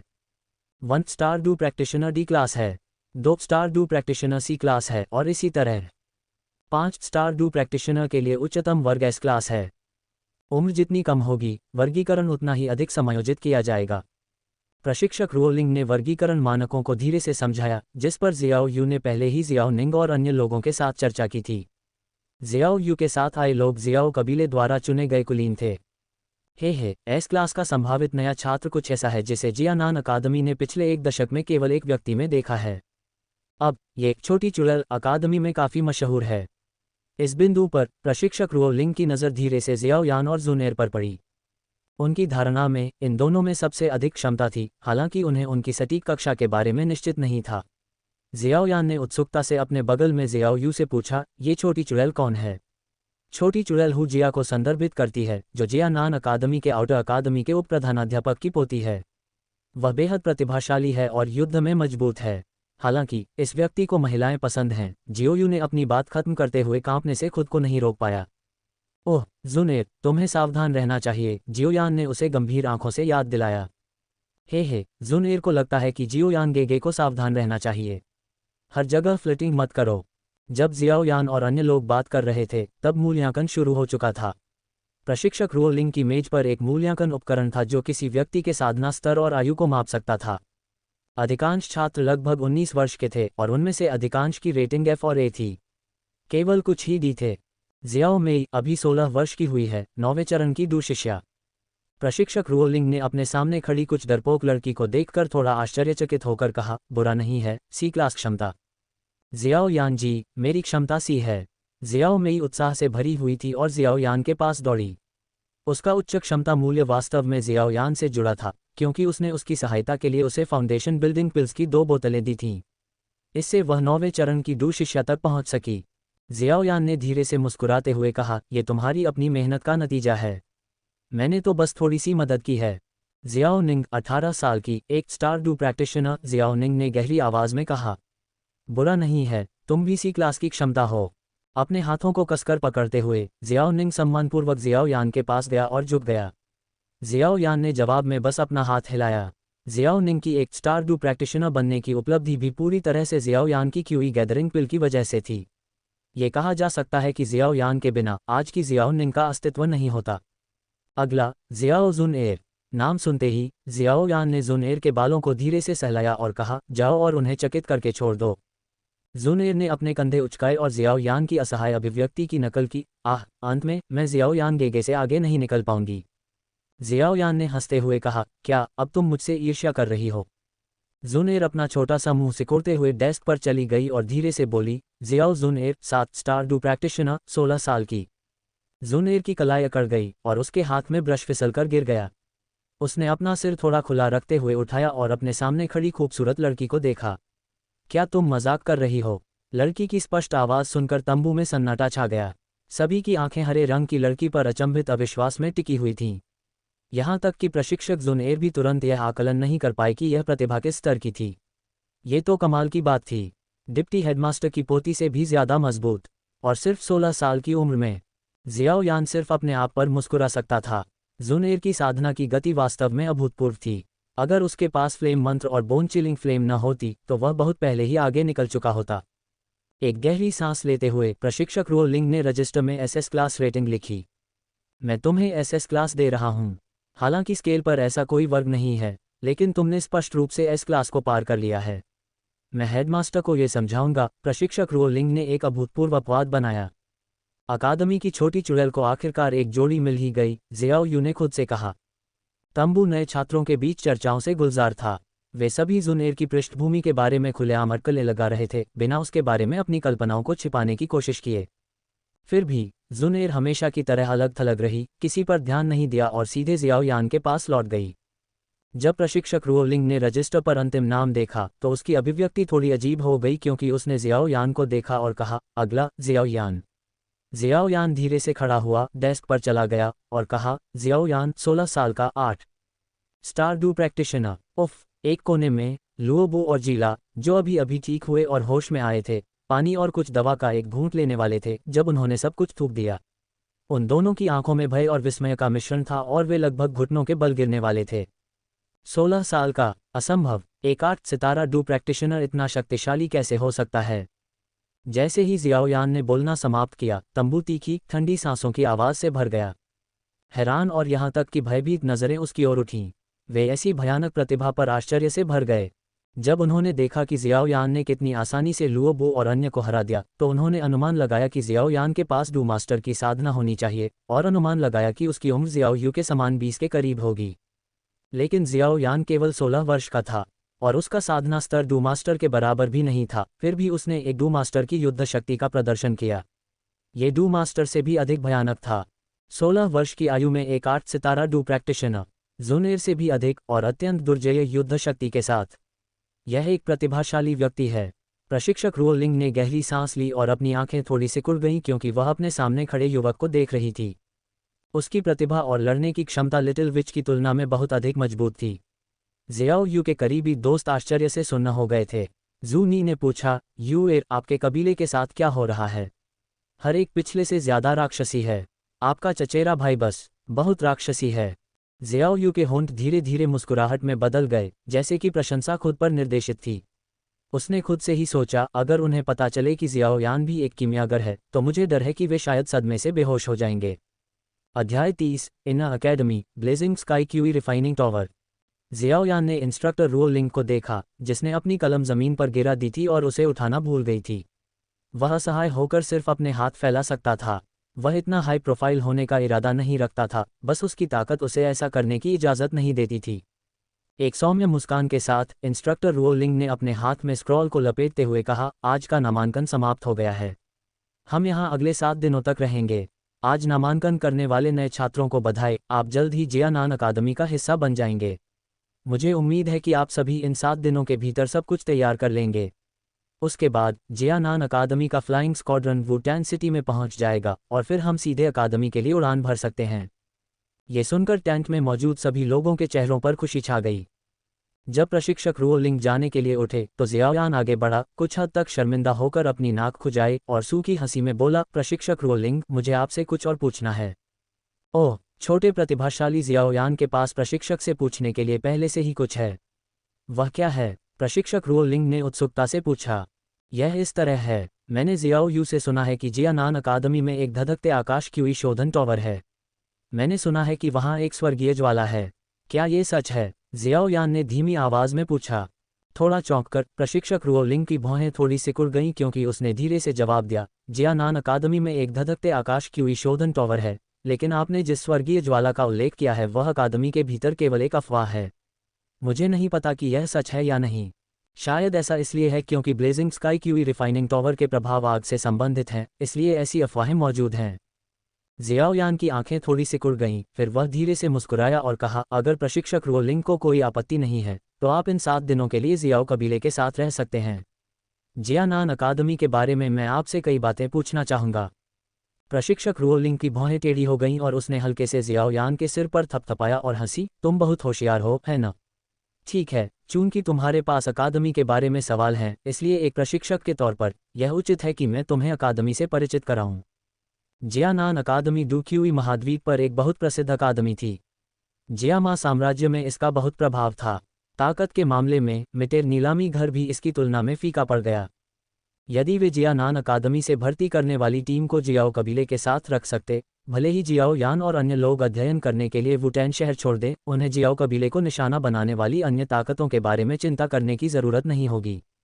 ये सुनकर कि जियानान अकादमी का प्रशिक्षक जियाओ कबीले का अतिथि होगा, सभी कबीले के सदस्य बहुत खुश हुए और जियानान अकादमी समूह का उच्चतम स्तर के आतिथ्य के साथ स्वागत किया। हॉल में जियाओ यान और जियाओ कबीले के कई कुलीन सदस्य जो जियानान अकादमी में प्रवेश करने वाले थे, एक साथ बैठे थे। प्रशिक्षक रुओ लिंग ने जियानान अकादमी में स्थिति के बारे में बताना शुरू किया। छात्र जियाओ यान, आपने जिस blazing sky qi refining tower का उल्लेख किया है वह जियानान अकादमी के लिए मौलिक है। यह एक कारण है कि हमारी अकादमी इतने सारे मजबूत छात्रों को तैयार कर सकती है। Blazing sky qi refining tower में प्रवेश करने से व्यक्ति को एक प्रकार की हॉट फ्लेम निकालने की अनुमति मिलती है जो व्यक्ति के डूक्यूई को शुद्ध और परिष्कृत कर सकती है, जिससे साधना प्रक्रिया में तेजी आती है। हालांकि blazing sky qi refining tower Jianan academy के इना अकादमी में स्थित है। केवल इना अकादमी के छात्र ही फायर एनर्जी नामक एक प्रकार का बिंदु खर्च करके साधना करने के लिए प्रवेश कर सकते हैं। जियानान अकादमी द्वारा भर्ती किए गए नए छात्रों को आउटर अकादमी के छात्र भी कहा जाता है, जिनकी अध्ययन अवधि 3 वर्ष होती है। वर्ष में एक बार इना अकादमी योग्यता प्रतियोगिता होती है और इसे पास करने पर व्यक्ति इना अकादमी में प्रवेश कर सकता है और जियानान अकादमी का सच्चा छात्र बन सकता है। जो लोग 3 वर्षों के भीतर इना अकादमी योग्यता प्रतियोगिता पास करने में विफल रहते हैं, वे स्नातक हो जाएंगे और जियानान अकादमी छोड़ देंगे, इसलिए वार्षिक भर्ती होती है। ज़ियाओ यान ने अपनी भौहें सिकोड़ते हुए संदेह से पूछा, प्रशिक्षक, मुझे याद है कि ज़ियाओ यू भी आउटर अकादमी का छात्र है। वह कैसे blazing sky Q refining tower में प्रवेश कर सकती थी? ज़ियाओ यू ने ज़ियाओ यान को गुस्से से घूरा। क्या ये बूढ़ी महिला आउटर अकेडमी की छात्रा होने के कारण आपको परेशान कर रही है? शिक्षक रुओ लिंग ने जियाओ यू की प्रतिक्रिया देखकर हंसते हुए कहा, हे ऐसा इसलिए है क्योंकि जियाओ यू ने एक बार अकेडमी का उपकार किया था। अपवाद के तौर पर अकेडमी ने उसे इन अकेडमी में प्रवेश करने और एक बार blazing sky qi refining tower के प्रभावों का अनुभव करने की अनुमति दी थी। उसकी वजह से यू 2 स्टार डू प्रैक्टिशनर से 3 स्टार डू प्रैक्टिशनर बनने में सक्षम थी। जहां तक स्वर्गीय ज्वाला की बात है छात्र जियाओयान, मुझे डर है कि यह एक गलतफहमी है। Blazing sky qi refining tower का प्रभाव टॉवर के भीतर हॉट फ्लेम की एक स्ट्रैंड को बाहर निकालना है, जिसका उपयोग हॉट फ्लेम के साथ इसे जलाकर डू क्यूई को तेजी से परिष्कृत करने के लिए किया जा सकता है। शायद इसीलिए ऐसी अफवाहें हैं कि blazing sky qi refining tower से हॉट फ्लेम एक स्वर्गीय ज्वाला है। हालांकि चूंकि हर प्रवेशार्थी को हॉट फ्लेम मिलती है, तो यह संभवतः एक स्वर्गीय ज्वाला कैसे हो सकती है। ये सुनते ही जियाओयान की आंखों में एक अजीब सी चमक आ गई। वास्तव में स्वर्गीय ज्वालाएं थीं जिनकी क्षमताएं प्रशिक्षक रुओ लिंग द्वारा वर्णित की गई क्षमताओं से मेल खाती थीं। पहली थी फॉलन हॉट फ्लेम, जो स्वर्गीय ज्वाला रैंकिंग में 14वें स्थान पर थी। ये हृदय से पैदा हुई थी और किसी की क्यूई को नियंत्रित कर सकती थी और किसी की हड्डियों को परिष्कृत कर सकती थी। गिरे हुए हृदय की ज्वाला लगातार एक प्रकार की लौ उत्पन्न करती थी जो व्यक्ति के शरीर के भीतर डू क्यूई को जला सकती थी, जिससे साधना में तेजी आती थी। एक और शुद्ध करने वाली राक्षसी कमल की ज्वाला थी, जो स्वर्गीय ज्वाला रैंकिंग में 3रे स्थान पर थी। इस रहस्यमयी स्वर्गीय ज्वाला रैंकिंग में भी इसके बारे में बहुत कम जानकारी थी, बस कुछ वाक्य थे। इसमें कहा गया था कि शुद्ध करने वाली राक्षसी कमल की ज्वाला में दुनिया की सभी चीज़ों को शुद्ध करने की क्षमता थी, जिसमें स्वाभाविक रूप से डू क्यूई के भीतर की अशुद्धियां भी शामिल थीं। बेशक यह मान लिया गया कि धधकते आकाश क्यूई शोधन टॉवर के प्रभाव स्वर्गीय ज्वाला द्वारा लाए गए थे। अगर यह किसी अन्य कारण से था तो यह एक और मामला होगा। वैसे छोटे प्रतिभाशाली, आपको स्वर्गीय ज्वालाओं में इतनी दिलचस्पी क्यों है? प्रशिक्षक रुओ लिंग ने जियोयान को देखा, जो विचारों में खोया हुआ लग रहा था, और उत्सुकता से पूछा। बगल में खड़ी जुनेर ने देखा कि जियाओयान थोड़ा शर्मिंदा था और उसने मुस्कुराते हुए जवाब देने में उसकी मदद की, क्योंकि जियाओयान गेगे भी एक किमियागर है। प्रशिक्षक रुओ लिंग शांत नहीं बैठ सकी और उसने जियाओयान के गाल पर चुटकी ली, जैसे कि वह किसी दुर्लभ नमूने की जांच कर रही हो। तुम वास्तव में किस चीज़ से बने हो? तुम संभवतः 100 साल पुराने जादुई जानवर नहीं हो सकते जो इंसान में बदल गए, है न? हॉल में मौजूद सभी लोग हंसने लगे। दूसरी लड़कियां भी ऐसा ही महसूस कर रही थीं। जियाओयान बहुत परिपक्व था, बिल्कुल भी 15 या 16 साल के किशोर की तरह नहीं। उद्धरण चिन्ह ... उद्धरण चिन्ह। जियाओयान क्या कह सकता था जो भी तुम सबको खुश करे... 7 दिन पलक झपकते ही बीत गए। इस दौरान जियाओयान ने अपनी साधना दिनचर्या को शिथिल कर दिया। अपने पिता जियाओ झान के साथ जाने के अलावा उसने बड़ी मात्रा में प्रथम श्रेणी की औषधीय गोलियां परिष्कृत करना शुरू कर दिया। चूंकि अन्य 2 प्रमुख कुल दिवालिया हो चुके थे, इसलिए किसी ने भी निम्न श्रेणी की औषधीय सामग्री की कीमतों को मनमाने ढंग से बढ़ाने की हिम्मत नहीं की। जियाओयान ने औषधीय गोलियों से भरी कई भंडारण अंगूठियां जियाओ झान को देते हुए कहा, पिताजी, आपका बेटा आपके साथ नहीं रह पाने के कारण पितृदोषी है। जियाओ झान के वृद्ध हाथ ने जियाओयान के गाल को सहलाया, उसकी आंखों के कोने आंसुओं से भर गए और उसने प्रसन्न भाव से कहा, कोई बात नहीं पिताजी, ठीक हैं। तुम बड़े हो गए हो, अब समय आ गया है कि तुम बाहर की दुनिया में निकलो। तुम हमेशा घर पर नहीं रह सकते। जुनेर ने आकर उसे सांत्वना दी, चाचा जियाओ झान, जियाओयान गेगे और मैं छुट्टियों के दौरान तुमसे मिलने वापस आएंगे। जुनेर एक अच्छा बच्चा है। यह विचार सबसे ज्यादा मायने रखता है। इसे अपनी साधना में बाधा न बनने दें। कुछ विदाई के बाद जियाओयान और उसका समूह जियानान अकादमी के उड़ान दल में सवार हो गया। इस तथाकथित उड़ान दल में पालतू उड़ने वाले जादुई जानवर शामिल थे। जियानान अकादमी वास्तव में डू क्यूई महाद्वीप में सर्वोच्च रैंकिंग वाली अकादमी है। ये रैंक 4 जादुई जानवर है, स्टील विंग जायंट ईगल। जियो निंग ने अपने सामने विशाल प्राणी को देखकर आश्चर्य में कहा, छात्रों, अब हम उड़ने वाले जादुई जानवरों की सवारी करेंगे, दालिंग शहर से साम्राज्य छोड़ देंगे और फिर ब्लैक कॉनक क्षेत्र में प्रवेश करेंगे। जियानान अकादमी ब्लैक कॉनक क्षेत्र के केंद्र में स्थित है और हमें वहां पहुंचने में लगभग आधा दिन लगेगा। प्रशिक्षक रुओ लिंग ने सभी नए छात्रों को मार्ग समझाया। ब्लैक कॉनक क्षेत्र, वह अराजक भूमि। ब्लैक कॉनक क्षेत्र शब्द सुनते ही कई लोग चिंता और यहां तक कि डर से भर गए। जियाओयान ने अपनी रहस्यमयी भंडारण रिंग में संग्रहित पुस्तकों में ब्लैक कॉनक क्षेत्र का वर्णन भी देखा था। सीधे शब्दों में कहें तो ये गोल्डन ट्रायंगल जैसा था, जो कई संप्रदायों और शक्तियों और अराजकता से भरा था, जहां जलाना, मारना और लूटना आम बात थी। यह एक ऐसी दुनिया थी जहां जंगल का कानून मानव समाज को नियंत्रित करता था।